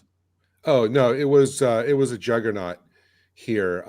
It was on Friday nights at 10 over here. Don't you miss a shade? The music, for me, I didn't watch it every week. I saw a good handful of episodes. The music was, I thought, fantastic, and it did influence a lot of the fashions, at least here in the U.S., because everybody was doing the whole, like you said, the no socks, white jacket and everything, and I'm actually honestly surprised they're actually going ahead and casting a white guy in the Don Johnson role. I would expect that Hollywood would still be infested enough to where they'd be trying to. Woke is dead. The rabbi's right. The tide has turned. Austin Butler and Sydney Sweeney are the faces of the future. I do remember that the summer before this came out, you couldn't turn on that channel any time of the night or day without seeing that incessant "In the Air Tonight" commercial with just the Phil Collins line. All John Johnson's just driving down the road, and it's like "In the Air Tonight," literally like every 2 minutes that summer promoting this show. It was a good show. It was a good show. It was slick. It was so cool. It was what I'm most intrigued by though, Rabbi, is the notion of actually setting it in the 80s rather than now. That's a great idea. Good. That's a great idea. As long as they don't spoof it. Yeah, it's meant to be. Yeah, it's planned on. They're adapting specifically that opening arc of season 1, a specific storyline from the pilot episode. James Earl Osmus doesn't necessarily make it to the end. Spoiler warning for 50 years. I don't want to tell you, but that's cool. That's a good idea. This sounds awesome. I do remember one. The episode I remember most was Bruce Willis. Was he like an assassin or something? It was one of Bruce Willis There were is even several before big guest Moonlighting. actors in it, weren't there? Who are they going to cast in Moonlighting? Melanie Griffith, I think, was in one of the episodes or something. So several movie stars, because it did have that, obviously, because Michael Mann was the creator and executive producer on this. He'd already made a couple of movies by this point, some more successful than others. So it did have that. It was very different, stylistically different. I think it looked cinematic. Chris, did you ever see this show? To be honest, no, I haven't. It's I think I was a little bit too young when this was in its heyday, and I think roughly the mid '80s. It came out in 1985. Than the likes of the A-Team. You were aware that there was something different about it whenever I caught it. Oh yeah, everybody knew about Miami Vice. So you'll have to put this under the category of I don't know a whole lot. I guess 2 points. One, I'm not a fan of remakes. I actually hate them, although I like the idea of what they're doing here. If they're going to take this show, which was very 80s, and they were going to try, like, I do know that this is as 80s as TV gets. I don't think, without ever having watched a full episode, I can tell you right now, this is the most 80s show that was ever released. I think if you tried to make this take place in the 2020s, it would not work. It would just be one of a couple dozen remakes that come out every year, which is that show in name only. But I think the fact that they're going to bring this into the 1980s or do it as a period piece, which I think this works because 1985 is 40 years ago now. I like that. I'm actually, even though I've never watched the original, I'm intrigued to watch at least the first episode because I actually love period pieces. I'm at this very weird point in my life where I love anything that takes place in the 80s. Maybe because it's as far away from like current year as possible. So I will at least watch the first episode because I'm intrigued. And if it's the 1980s, you cannot make it current year woke because the 80s and 90s were like woke's enemy. That's where woke went to die. So we'll have to see what they do with this, but I am curious. Dylan Clark and someone simply called Kaczynski are producing this, with Kaczynski also directing. Dan Gilroy is writing the script, allegedly all huge fans of the original show. And they're looking to movies like Scarface, like big crime movies of the early to mid 80s too, as a kind of also yardsticks of it, but also to Michael Mann himself. And obviously this is going to be informed by recent swings back to more traditional, masculine lead characters, I suppose. I haven't seen the Brad Pitt F1 movie, phenomenally successful. There's the Top Gun movie and several other things. Glenn Powell's Running Man movie is also meant to be in a similar vein to that. So things have gradually changed. So I'm not a Miami Vice veteran fan. As I say, it was always slightly too old for me to see. And although I've seen it in the intervening years, it's just more something I'm aware of than I'm actually an authoritative sort of mind about. But it's so distinctive. The idea of recapturing that, this could really, really work. I can see this having a similar effect potentially on audiences and on the careers of these potential two stars in the same way as when Tom Cruise made that initial Mission Impossible movie 30 years ago. Although that wasn't a period piece, it had a very definite style to it and did capture the flavor of sort of not more espionage sort of TV from decades past. I think this could potentially have a similar effect and lead to a series of period movies, which I'd be completely down for. Michael Mann himself isn't involved, although he will likely be there as some sort of godfather. His name will almost certainly be on the credits.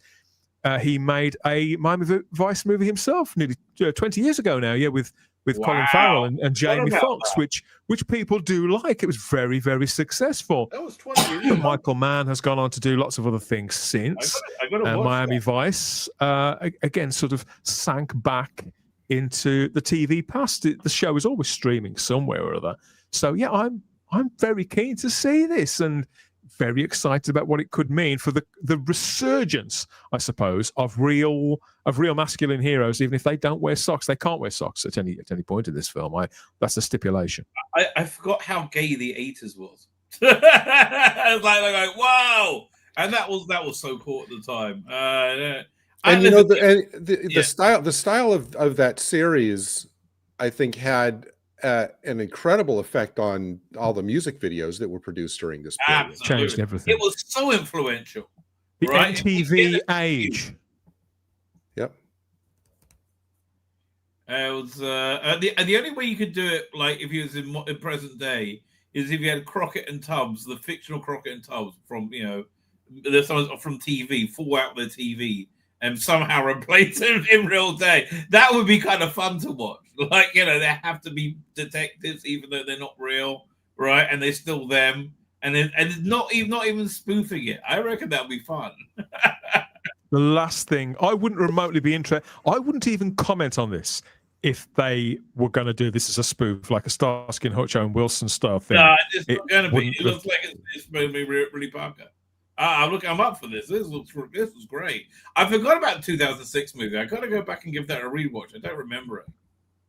So hopefully they'll grab the leads that they want for this film, because these are two actors. I don't say they can't do any wrong, but I just have a good feeling about it somehow. So I wonder, are there any Miami Vice fans in the live chat? Let's go and see. Matthew Pounder says demographics were different in the 80s. Well, most things were different in the 80s, Matthew. Absolutely.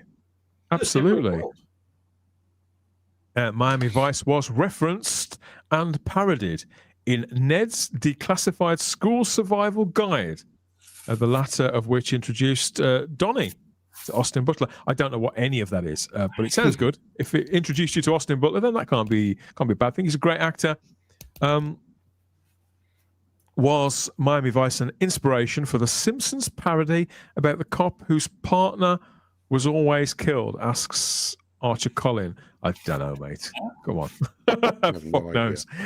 It's of its time. So, well, yes, it was of its time. Again, most things are, Matthew. Yeah, it's fine.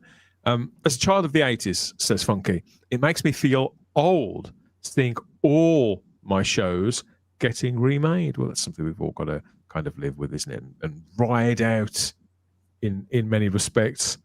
So is there any enthusiasm?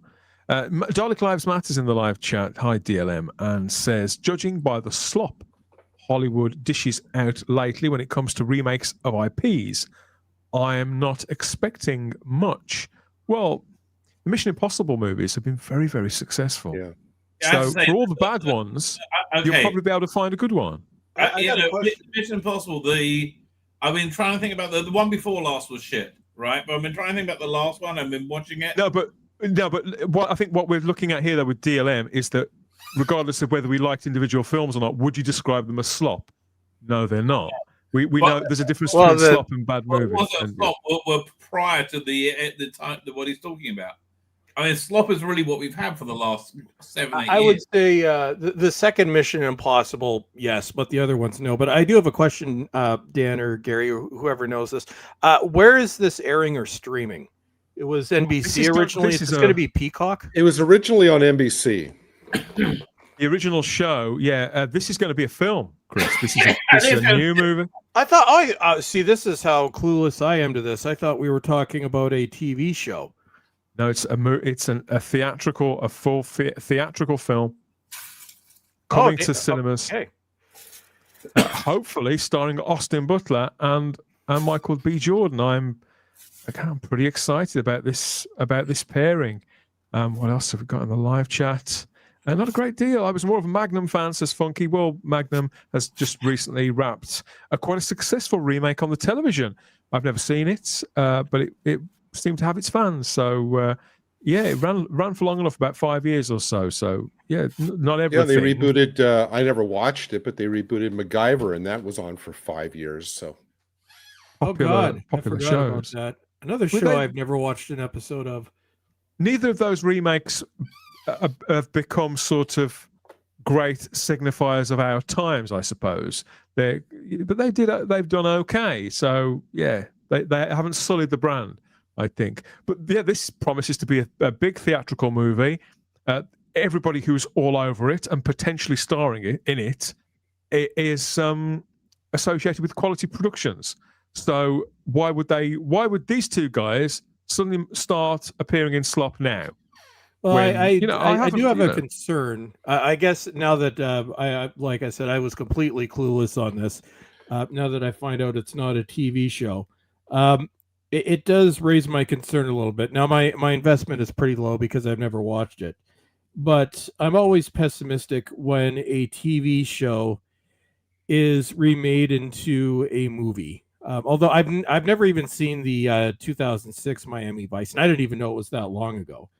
No, neither did I. But I think I for something like this, I think it would probably be better off as just a TV show. I'm not a fan of when TV series try and adapt themselves to films. There are very few examples of where that has worked beneficial. I think that video games and TV series, more often than not, there is the rare exception, but I think for the most part, they don't translate well to the big screen.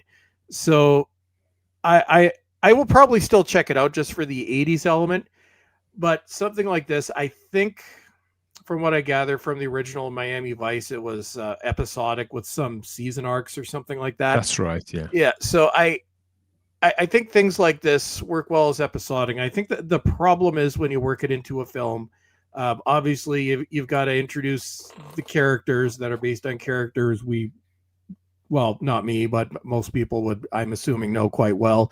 So you've got to establish them. You've got to establish the film, because this isn't like a regular film where it's characters you've never heard of before.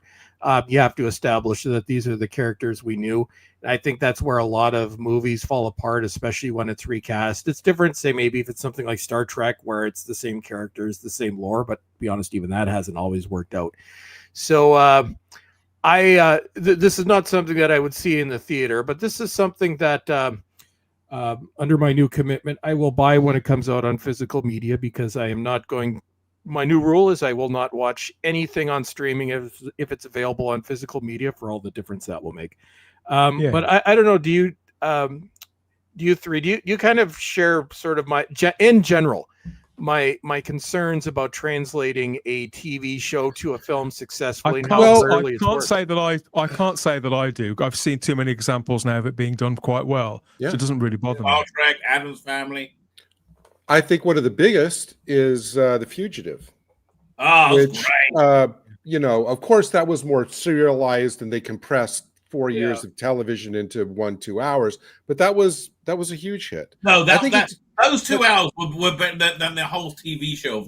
I think it just really depends. I mean, as far as I know, because I don't stream a lot, I don't even know if Miami Vice has been streaming, because obviously it's no longer in the current cultural zeitgeist. I mean, if we're talking 80s, of course, Miami Vice is key to so much in the 80s, but I wonder if we're at a point where more people know of Miami Vice than know the show itself. You know what I mean? It's possibly. I was aware of the existence of an influential show called Miami Vice, but that's about all I know. So, but like you said, Dan, I mean, if there's people who really want to, do it right because they loved the show and they want to, And it's not the latest project by people like McGee, who go from project to project, sort of having a try at this and a go at that.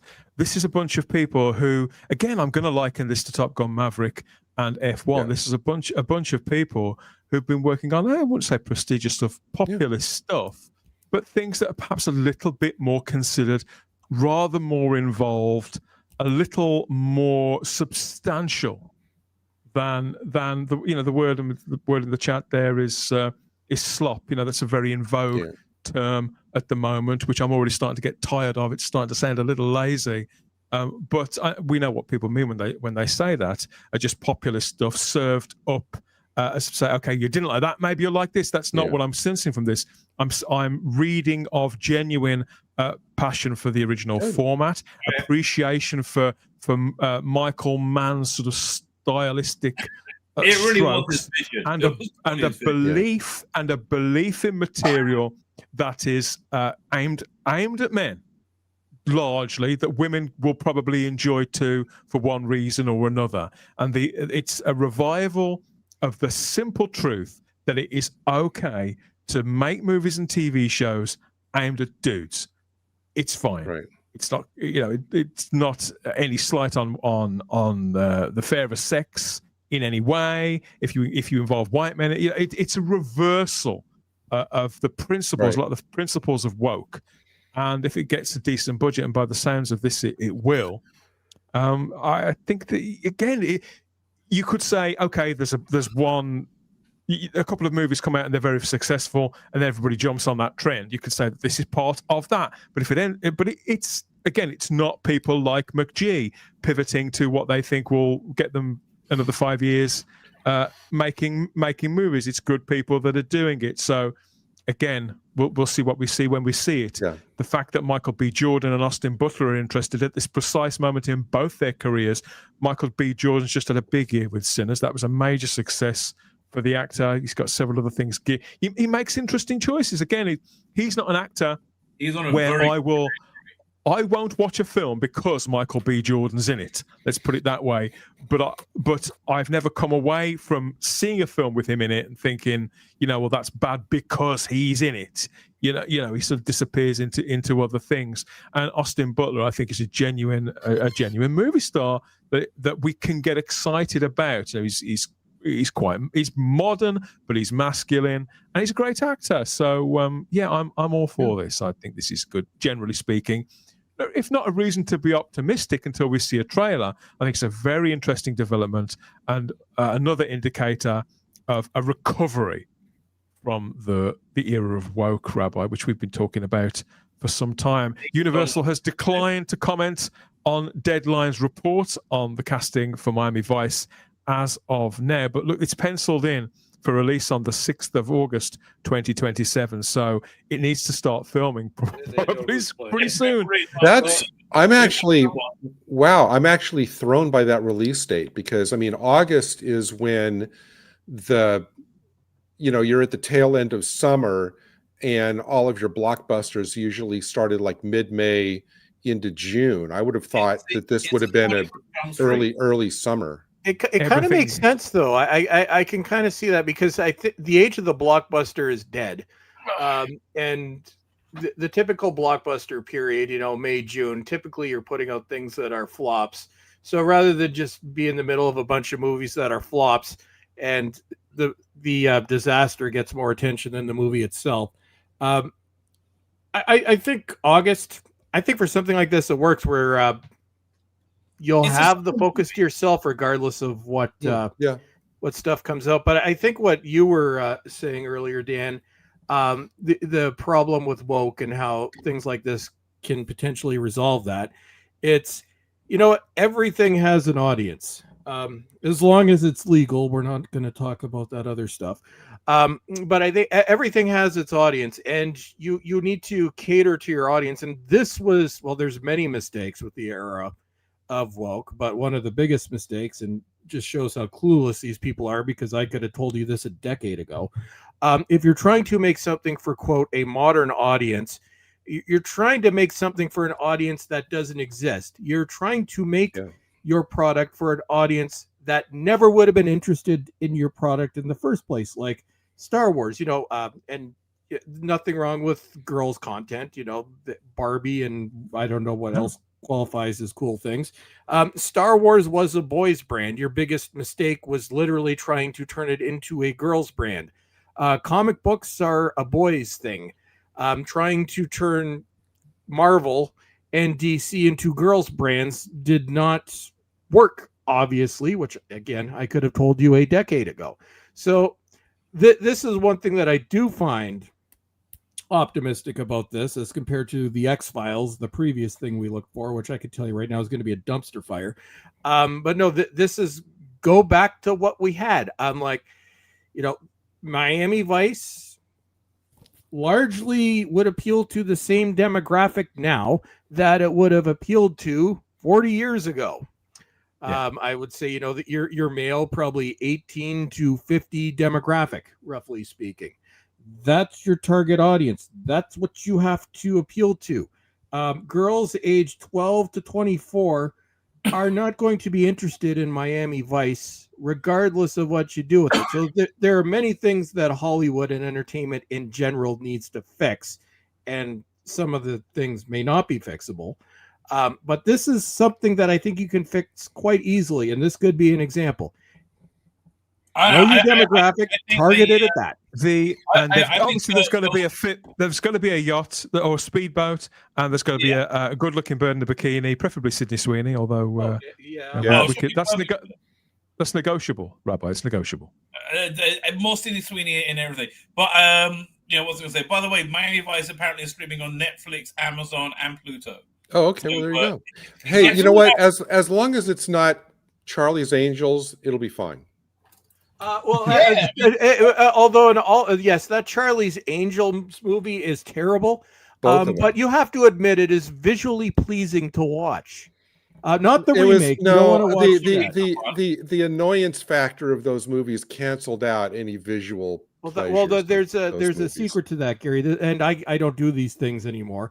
But to anybody who is thinking of watching the 2000s Charlie's Angels movie, I would recommend first or during either lots of alcohol or lots of the pot, because I have watched that film drunk off my ass, and it is awesome. Watching it straight, no. Right. So I will say that. Man, I wouldn't recommend doing ecstasy and watching Charlie's Angels. There was all that stuff. Remember, like the weird fight stuff with what's his name, the guy from Back to the Future. Okay, Bill Murray. No, wasn't that Bill Murray? Bill Murray. Back to the Future. Okay, one more thing to get into, just to recap. Universal have not commented on the casting of Miami Vice yet, but apparently it's very close to securing both of these actors, Austin Butler, Michael B. Jordan. Miami Vice slated at the moment for release on the 6th of August, 2027. More news on that when we hear it. Our big story to get into right now, stay right where you are. Deep beneath the Gotham City McDonald's, the time has come for the Gotham Glassware Collection. Get all your favorite characters from the movie Batman Forever, including Batman himself and the Riddler, chiseled in high-quality glass. Take a break at McDonald's and collect all 4, just 99 cents each when you buy any McDonald's Extra Value meal or any other food purchase. Here you are, sir. Batman. Now I've got him!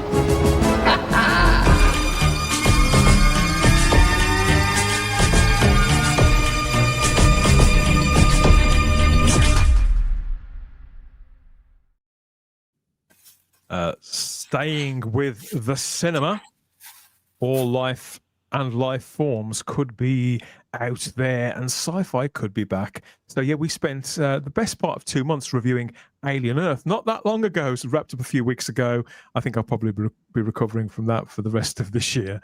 But depending on how you felt about that, obviously it's been either a big year for Alien. It's been a notable year, shall we say, for this big screen movie monster. But what of the other one? Yeah, the Predator. It turns out he's back soon too, or some of them are back. And in this latest movie, so this is Predator Badlands. This follows directly after the success of a straight-to-streaming movie in 2022 called Prey, which is a kind of prequel, a very low-budget prequel by Dan Trachtenberg, who was the writer and director of that. He's returned for this full theatrical new entry in that series of films that's coming out on November the 7th. Several trailers have been released. We've taken a look at them over the last few days, and I wondered, who on the panel are big fans of Predator? Have you seen this new trailer? There's international trailers and standard domestic ones. It looks very distinctive. It looks very Predator. Dan Trachtenberg certainly pulled it together for Prey in 2022, but it's one thing to deliver with a low-budget streaming movie when expectations were pretty low. giving him the keys to the kingdom in effect, and a theatrical film is quite a bold step, a show of confidence in the guy who made the Cloverfield. I think he made Cloverfield, or one of the Cloverfield movies. I've always got those mixed up. So, have you caught this? Have you caught this trailer, Rabbi? And what do you think? You know, you're very impressed, obviously, with the latest Alien. I'm a big fan, but like for him to get the the upgrade, right, from doing a low budget streaming movie to it's not a tentpole, but it's certainly it's certainly B tier, if not A tier, right? Yeah, the difference is the general public. If you put a new Predator movie in the cinema and label it Predator in big red letters, the general public notice this when they're on their way to pizza or walking past the cinema. They notice. And look, they look like they put that money on the screen, and they look like they've done it frugally by being on like kind of a desert planet. Which I'm like, okay, we're back there then. But yeah, look, I was very resistant to watch Prey because I thought it was woke, and then I watched it. I thoroughly enjoyed it. And then I watched the cartoon they did, Killer of Killers. And I thought that was excellent as well. Really well done. I love what they're doing with the franchise. They're moving it forward, I think, in a very organic way. I'm intrigued. I like the idea of him with his broken robot, right? I mean, there's a lot about it I like. I won't be seeing the cinema for the simple reason that I don't think I'll be able to convince my wife that she wants to see it. Right, so I'm waiting until I was on streaming. It does. Again, this looks like a bloke's movie. Yeah. It's a big, action-packed, dumb monster movie. It doesn't look necessarily particularly original, but my God, does this look a lot of fun? Did you watch the trailer, Gary? And where are you with Predator? Because you'd sort of left Alien behind in the 90s, hadn't you? Where are you with this? Well, I actually did watch both of the trailers. I guess that you'd referred me to, I guess, an early one, and then they rejigged it. My experience with this is kind of like with Alien. I mean, I've seen I saw the first one and part of the second one with Danny Glover, I think. Nothing really since, so I don't know if there's been like 5 movies since then or 50. One of my I had 2 questions out of this. One is, well, due to my lack of knowledge of the up-to-date franchise, when did the Predators become the protagonists in this series? This has never happened. This has never happened before. This is a major difference between this and earlier entries in the sequence. They're kind of anthology films, really, because they've all had different directors, they've all had different casts, they've all been set at different times. And so there's nothing necessarily that links the films other than a kind of ethos, a general framing. But yeah, you're quite right. For the very first time, a Predator is one of the protagonists rather than an antagonist. It's a major difference. And the other thing I noticed, remember, it was the original trailer or the second one, there was a shot of like, something Weyland-Yutani in it. And I thought, okay, they're I guess apparently they're embracing the Alien tie-in now. And then, she's the android, I guess. Seems so. Which kind of, here's the thing that's triggered me in these new trailers, because I'm still like you, Dan, suffering the after effects of Alien Earth. The fact that we have an android, the fact that we have multiple new monsters, and I was getting triggered by all the different new alien species and stuff. And I guess I don't know if this is a reference to Empire Strikes Back, where Chewie had 3PO on his back. The Predator has her, broken up on his back. I never thought of that before. That's interesting. But I don't know. I mean, I have to confess, when I was watching this, not as a Predator expert, Predator fan, just as a movie, would I go? I don't know, probably not, because it's like this one. It's the Predator versus the giant CGI monster charging at him. And it's like, okay, but again, my perspective is different from all of yours. A big dumb monster movie. I've got the synopsis here. I don't think it'll be that at all. It says, I've got a synopsis here, and it says here, this is set in the future. On a remote planet, a young predator, outcast from his clan, finds an unlikely ally in Wayland-Yutani robot Thea, played by Elle Fanning, and embarks on a treacherous journey in search of the ultimate adversary. So again, it sounds like a simple enough plot. We know who's who, what they're doing, and generally speaking, why. It's filmed in New Zealand. I don't think the budget was like through the roof, but obviously it was considerably higher than Prey. And yeah, they do make a point of saying how, for the first time, the protagonist of the film is Dec, this young predator who is trying to prove himself, I suppose. Elle Fanning is an interesting actress. I never really know what she's going to do next. I'm also intrigued by how they are fastening this back to the shared universe with the Alien films, which I thought they'd kind of left that behind as a gimmick from 20 years ago that was fine and fun in 2006, whenever that was, but in my opinion, has never really served either film series particularly well in their own terms. But yeah, well, why not? It's not going to. Why not? If they wanted an android character in it, it's not going to do any harm, I suppose. But it could. Picture... What I know about fans, as we found out with the Alien Earth, as soon as you involve any trappings from that series, people get bogged down in that rather than what is actually going on within the duration of this particular film. And that would be a pity, because to me it seems quite simple that this is pretty much a big budget B movie that is again aimed at dudes. This picture you're showing now absolutely should have been the poster, more than that one you showed of them just standing there in a static position. This is one of the posters. Oh, it is. Okay, because this is more. It's more action. It's more whatever. The picture of them just standing there static in that one poster you showed is not a good idea for movies like this. Dan, the reason the Predators in an anthology series is because none of the sequels really spawned a universe. All of them were really starting, and Predator 2 wasn't really that great. Then you had, what was it, Predators? Was that the next one? It was a long time later. And they're all products of their time.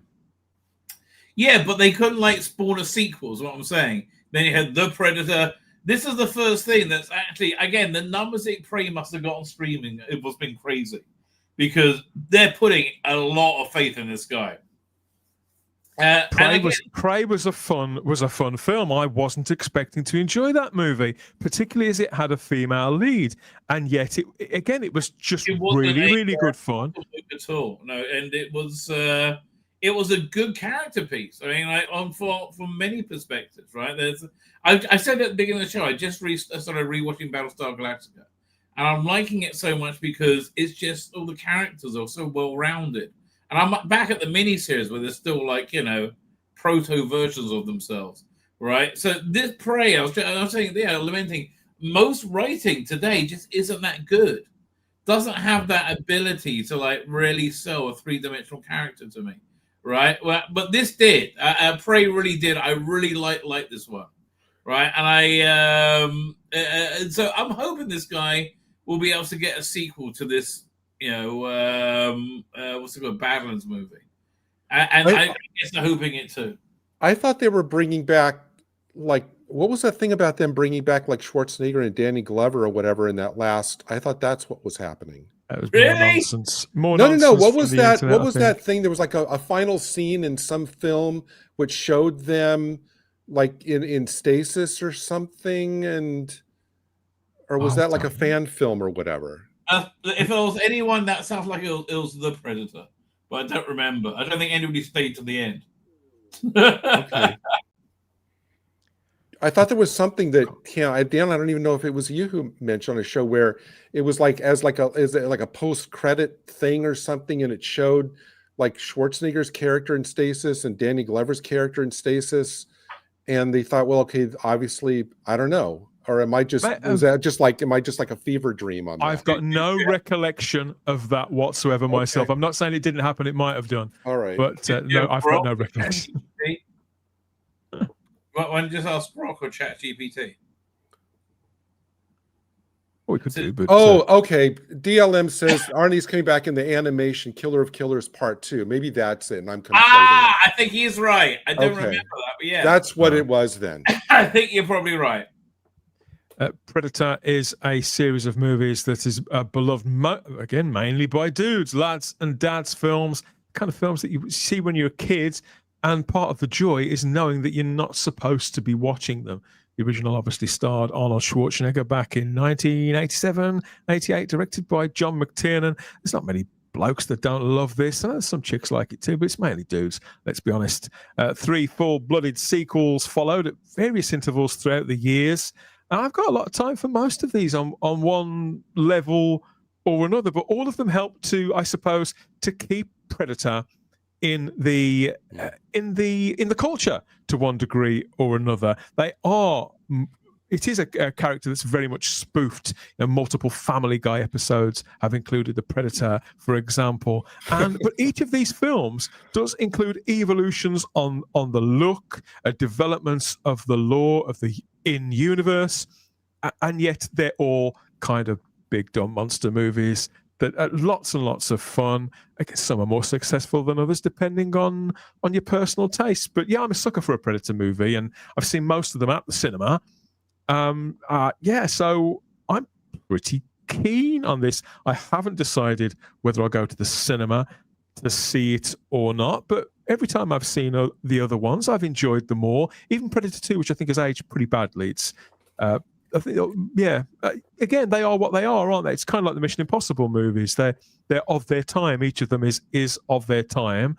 And the innovations, the new designs, wrinkles to it that we see present in the trailers for this, it seems to be more of the same, pushing it on, but keeping it very much in keeping with what we've seen before. The flavour of Predator seems to be present, so I'm okay with it. I'm fine with this. Chris, are you a Predator fan? I could summarize it as this. I love the first two. Yes, I do like the second one. Predators kind of put me to sleep. Adrian Brody is not an action star. The Predator in 2018 was terrible. To this date, I still haven't watched Prey. I did watch the trailer for Predator Badlands. But I think my 8 weeks in misery of watching Alien Earth may have done more damage than I thought. Because I think for the foreseeable future, it has kind of killed my interest in this genre of film, especially since this was also made by Disney. Okay, Bowles, can I make a recommendation for you? Right? If you want every movie seen better, go and watch this movie called High Rise. Right? Once you've seen that, you will know every movie is better than that. And if you really want to hurt yourself, watch the Francis Ford Coppola. What was that thing? Megalopolis? You made us watch that last year. I was the only one other than you that suffered through the whole thing. The worst movie ever made. It's up there. Thank you for although you can't. Apparently, that movie has vanished. It's not on physical media and it's not streaming anywhere. So it's like it's literally been buried. Well, that's what needs to happen with bad movies. You will do that with Alien Earth, but this is on the list of. It will probably like Prey, which is something that I say I intend to watch, but there's always probably going to be something else that piques my interest more. I would say, unless somebody tells me this is the best thing ever, or gets a glowing review from, say if one of you three tell me it's great.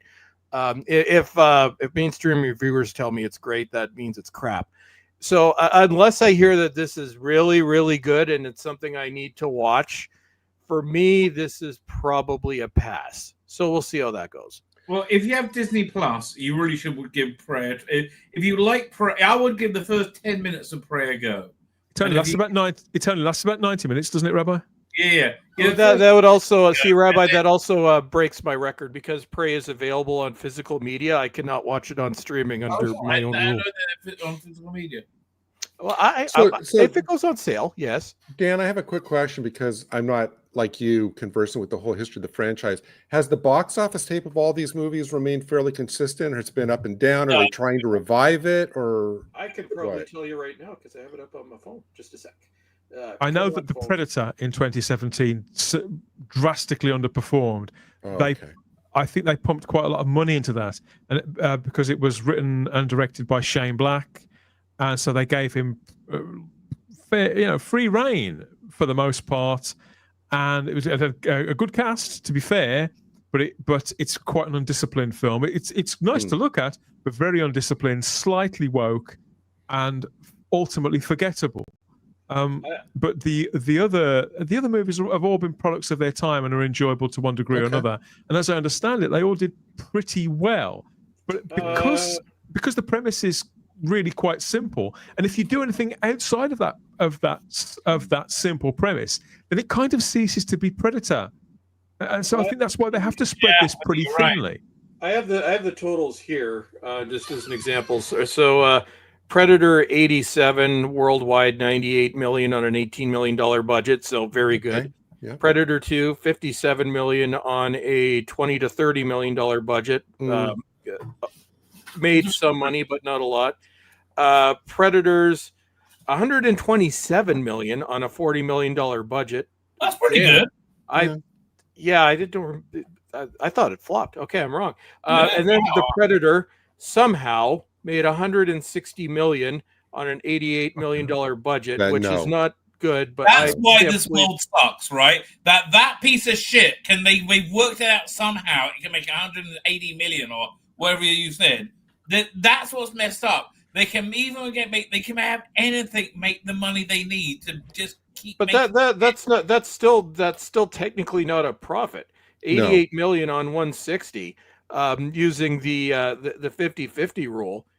Technically, unless they did no promotion and just stole all the money from the theaters, that was at a loss. I can't believe that actually made 160 million. That was awful. No, I mean, those figures have really surprised me. I mean, there was a period of time where there was a lot of talk in between Predator 2 and Predators of making another one with Arnold Schwarzenegger, for example, and there were lots of other directors who were really interested in developing Predator further, but they chose to go with mashup movies with the Alien saga instead, based on the success of Dark Horse comics that had put the two creatures head to head, and the first one in particular, they're very successful up to a point, but it did derail Predator's own profile, I suppose, in its own right at the cinema. It took several years before they pivoted back to standalone Predator films. That being said, I'd love to see a Predator versus Judge Dredd movie with Cole Urban as Judge Dredd.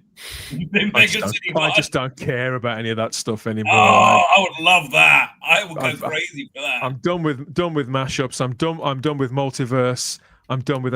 I kind of want this also spread out. Yeah, nobody want to mention Alien versus Predator. Fun movies aimed at dudes that other people can enjoy if they like that kind of shit. That's what I want, and this does seem to be a film that's going to fall into that bracket. Glorified B movies in many respects, and I include John McTiernan's original in that. Again, the premise is very, very simple. Arnold Schwarzenegger is no more convincing in that than he is in anything else. But it's a really, really well-made film, and so it's stood the test of time. They call him Dutch too, so he can have his accent. Hey, Dutch, how you doing? I am good. So yeah, I want good things for this franchise. I want them to make fun movies. I don't think they should ever deepen the lore too much, otherwise it becomes something else. So I think there's probably lots of people in the live chat who are interested in this to one degree or another. Would you see it at the cinema though? That's the big question. November the 7th is the release date for this in Britain. I think if it was closer to Christmas, this would be 100% one for me, because more often than not, at least one of my sons will be back in town. Yeah. This is a kind of lads and dads film. Will it still be playing by Christmas? Thanksgiving instead, then. Maybe. That's probably what it is, actually, come to think of it. In the live chat, we've got several comments. Let's see what people have got to say about it. Why does everything need a chick in it? Didn't they learn anything from Amber Mid-Thunder? Now, Amber Mid-Thunder was the star of Predator Prey, which Matthew Pounder was a successful film, and Amber Mid-Thunder was really good in that movie. So I don't have a problem with that. there's always been birds in films. Up until 8 years ago, that wasn't a problem. We had no problem with women leading films like this. Again, Sigourney Weaver, all the people we always mention, insert wherever. Amber Midthunder was fine in that. Yeah.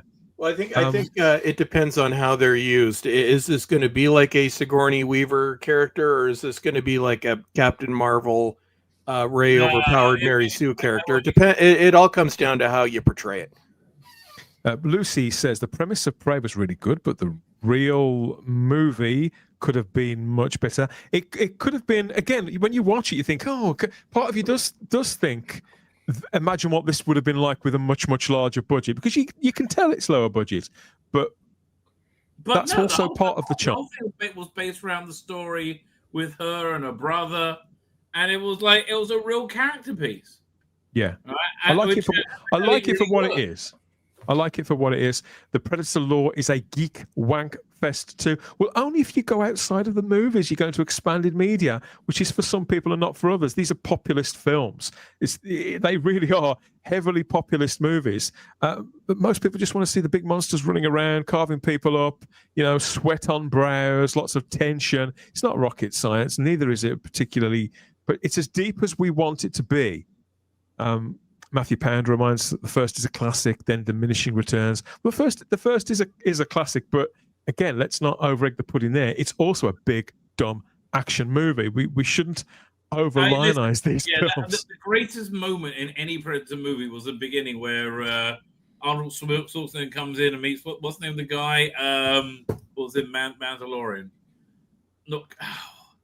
No, we're not talking about my friend Pedro, are we? The co-weathers, and they shake hands, right? And you have a close up of their biceps as they're shaking their hands. They have these two huge biceps. It's awesome. But that's what that movie is. It's unfortunate that Carl Weathers isn't with us. I don't think is Carl Weathers still with us? No, I think he died. No, because they missed a chance. They could have had an Action Jackson Predator crossover. That would have been great. I agree with Colin here, who says Predator is not so much a series as a universe setting. Yeah, they're an anthology, all set in the same universe with the same guiding principles. Yeah. The Weyland-Yutani in this movie may be in a completely different Weyland-Yutani in an alternate universe from Alien, whatever. Right? It's just because it's called Weyland-Yutani doesn't mean you have to try and hammer it into the same universe. What they're saying is, it's that kind of thing. Wouldn't that be cool if? Right, that sort of stuff really isn't that important with these kind of movies. No, it would be nice if they could also, while they're working on Predator, fix the Predator's physical media curse. Just as a bit of trivia, one of the worst Blu-rays ever released was The Predator, and one of the worst, possibly the worst 4K ever released was Predator. So yes, please fix that. I agree with DLM. I'm a big fan of the Predators, the one that starred Adrian Brody.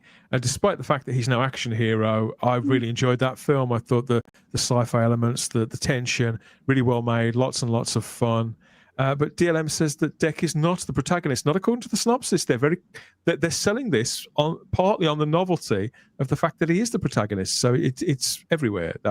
It's absolutely everywhere. Matthew Pounder suggests this is more of a stagnation of ideas. I don't know. I mean, it's franchise, so you don't have to go and see. You don't have to. If you just want the first film, then just watch the first film.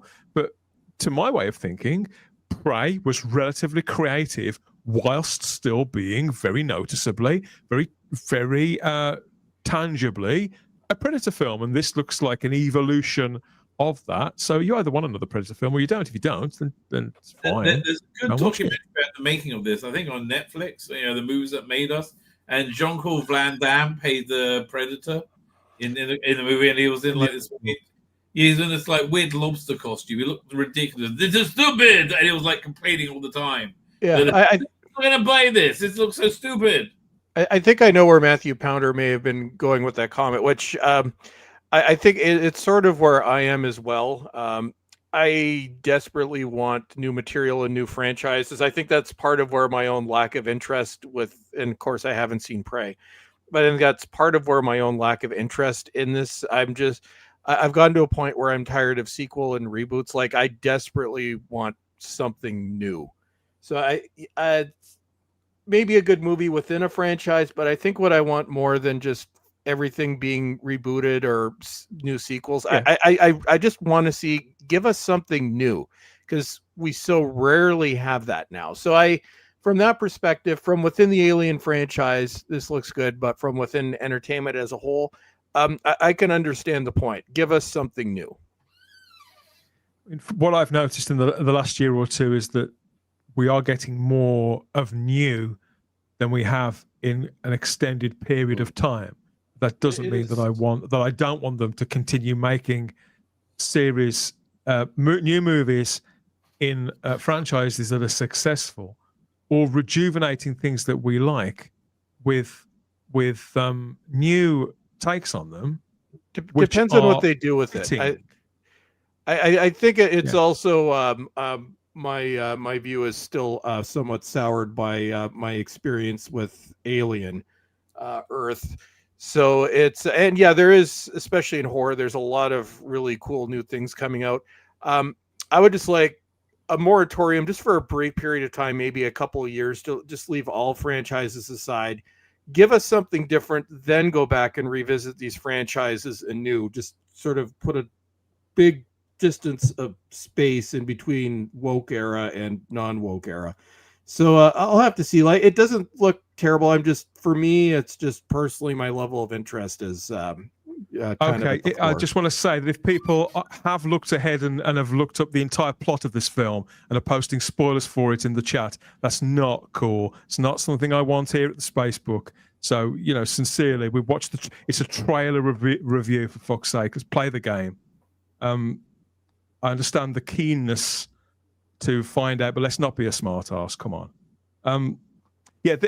When it comes to the Predator movies, with me, again, I view it as their big stupid monster movies, and as long as they have a momentum to it, I'm fine with it. I agree with some of the sentiment when it comes to the Alien series, that part of the appeal of the xenomorph has been watered down by successive sort of films in that sequence, and I'm unsure about the impact of Alien Earth on the xenomorph. Unsure at this moment, but to my way of thinking, the Predator creatures have survived intact. So far, yeah. So again, every innovation, I suppose, any development, approach with a degree of caution, but based on Prey, that's what I'm judging this on. Based on Dan Trachtenberg's treatment of the universe in Prey, it was interesting enough, it was new enough, and so I'm relatively down for this. I'm not sure if I'll see it theatrically. It depends, because I wouldn't go and see this on my own, Gary. I'd go and see it with my mates. I'd go and see it with my sons. Your son, so it depends on who's back and who's around at the time. So we shall see.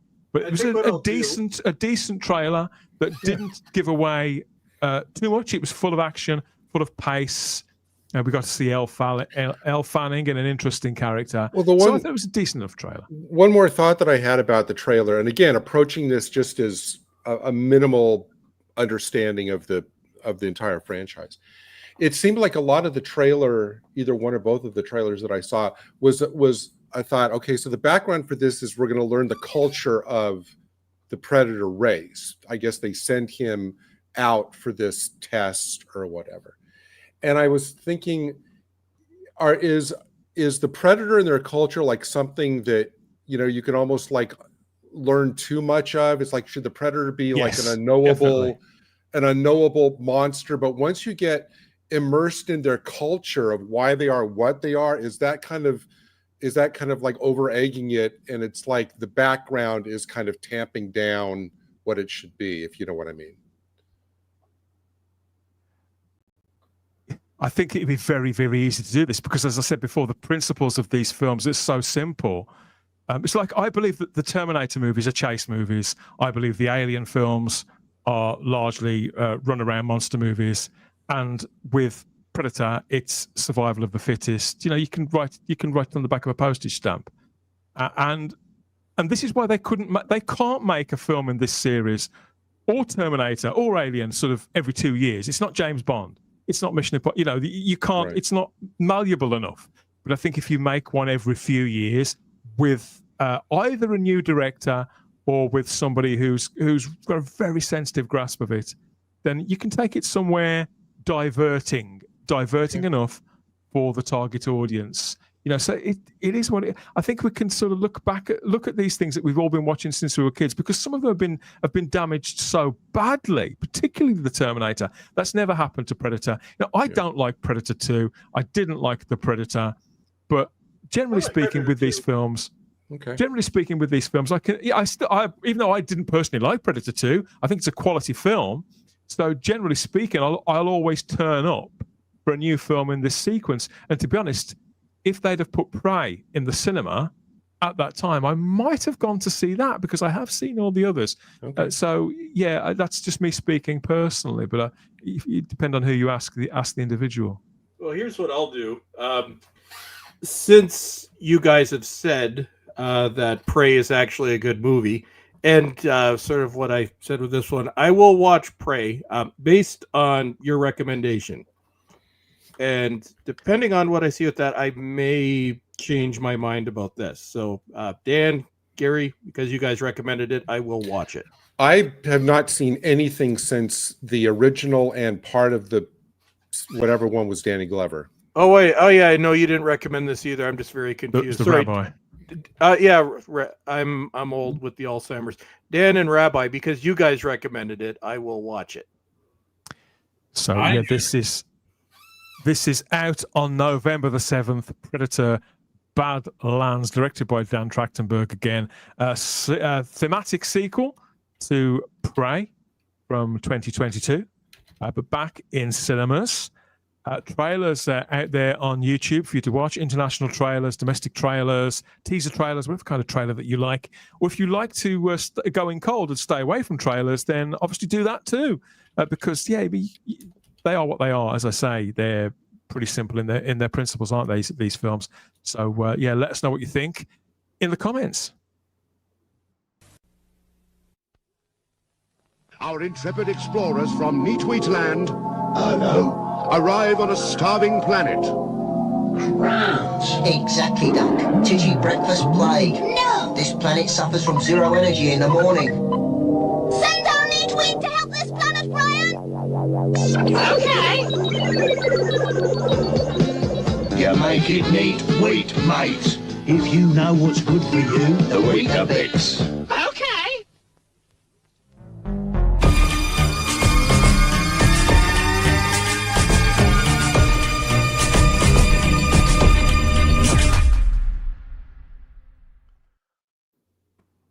Predator Badlands in the cinemas from November the 7th.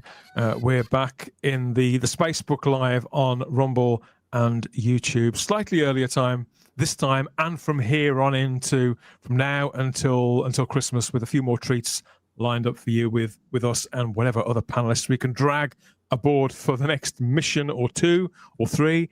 Let us know what you think, what you'd like more of or less of, and yeah, we'll playtime as always here. So yeah, thank you everybody for this one. A fun set of topics covered. And Rabbi, your crackers are uncreamed. No, I fell asleep for a couple of minutes just now. I woke up and you had the Weetabix sample and like power nap. Where am I? And so, well, you covered it. You covered it up beautifully. Okay, so if people want to see more of you, Rabbi, you're probably streaming tomorrow and most days, aren't you? Where can people find you? Normally in D block of high security prison. That's what you know. I'm on tomorrow night. I'm on Tuesdays. I'm on Thursdays on the YouTubes, the Rumbles, and the X's. And I've got other content going on, reasonably solidly. Other times on my channel, lots of cyber filth and frivolity. Go and subscribe to me and worship me and obey me in everything you do. And Good stuff. Chris, I hesitate to ask because obviously your YouTube channel is at the moment is on pause, as I understand, but it's due in some respects to your dedicated mission to save Frank, up to a point, isn't it? How are things going on that front now? Yes. So things are not going very well in the land of Frank, as indicated by this latest image. So just brief summary, Frank did very bad things on New Year's Eve while high on crack, then got arrested, was thrown in jail where ICE detainees were doing very bad things to him. Then he was stolen out of jail and being forced to wear a dress by creepy people in the forest. While escaping them, Frank decided to form his own cult and accidentally conjured Satan. And then it seemed that Satan had possessed Frank, but then Satan realized he had possessed Frank and decided he didn't want to do that. And now, unfortunately, Satan has fully manifest. So that really stupid haircut is the least of Frank's problems right now. So Frank has, yes, conjured Satan. So the Dark Lord has appeared. And as you can see by the background, everything is on fire. The mainstream media is still covering up the story. We are all going to die. This is the end times. It's all the fault of Frank. So I hope everybody had a nice life, because the fires of hell, and thanks to Frank, Satan's goal is to turn Earth into hell. So we are all literally going to be living in a burning hell, thanks to Frank. Yay. Yep. He's starting to push us over the edge, isn't he? Yeah, we're all disappointed in Frank. But it was going to happen sooner or later. So we'll see what happens, but pretty much we're all screwed. Archer Colin, Professor Dinkles is still threatening to do a complete expose on Frank at some point soon. But we may all be dead before he gets to it. So that is my weekly update on Frank. So don't even bother praying for Frank anymore, because this is all his fault. Hashtag pray for humanity. Hashtag to hell with Frank. Or we may have to all escape on the Galactica, whether it's the original or the new one. We'll just pile on to whatever, wherever, and just get the hell out of Dodge before Frank destroys the world and all reality around it, Gary. Extreme times could call for extreme measures. I think the Professor Dinkles expose needs to be a Christmas gift to all of us, and come out right around the holidays. Well, he's thinking of doing that. He just doesn't know if he has the time, because remember, Professor Dinkles has his own problems, and he's still on the lam from the fuzz after shooting that guard into a wood chipper. So he's got his own problems. So he has to kind of sneakily get in, record his video, and run away again. Thank you for keeping us all updated on this, Chris. So if only so we can sort of stockpile supplies for the inevitable apocalypse. Won't make any difference. They'll be burnt. So cheers for that, Gary. Another belter. I think we've covered quite a lot of topics there, and as always, come away with a few notes of things we may want to check out or avoid. Results may vary, but thank you for your company again, as ever. Oh, no, you're very welcome. I've been taking notes on what I want to see and what I want to avoid during the show. So yeah, absolutely. And if people are interested, I'm on Sundays. I'm on the Stargate watch parties on the Sci-Fi Chronicles channel. On Monday nights, I'm on Fandom Podcast Network, the Union Federation show. We're covering, reviewing all the Q episodes one at a time from Star Trek Next Generation. And on Thursdays, what are you up to? We're up to I'm blanking on the name, but this week we're doing the Robin Hood one. That's awesome. I am not married. I protest. I think we've done 4 so far, and there's 12 all total. So I think we're on week 5. And on Thursdays, you can find me on the Epic Type 40, hosted by some guy. I forget his name. I've seen that show. I don't know if he is, but I hear he's a yeah. He needs help. The last thing I read about him was that he was a what was the review? a coked up Brummie giving it the big one was the review that I saw. Oh, Rabbi, you shouldn't say Rabbi, you shouldn't say things like that about people. That's a pretty fair evaluation. Oh God, I thought I wonder if I could get that person to write my obituary or something. Anyway, yes, thank you all for your company and everybody who's watched along in the live chat and commented along for the most part. This is a proper show. We don't do culture war bullshit here, and we don't do campaigns. We don't do nonsense, and we certainly don't do spoilers. This material is put out here in good faith amongst friends. And if you're going to be an arsehole, quite frankly, you can fuck off. But anybody who's here for the crack, anyone who's here for a laugh, anyone who's here to share, and I have an open forum about all things geeky in movies, TV, comic books, and whatever else is more than welcome. You ne'er-do-wells, enjoy the rest of your weekend. Fuck off and do whatever. Try and keep it legal.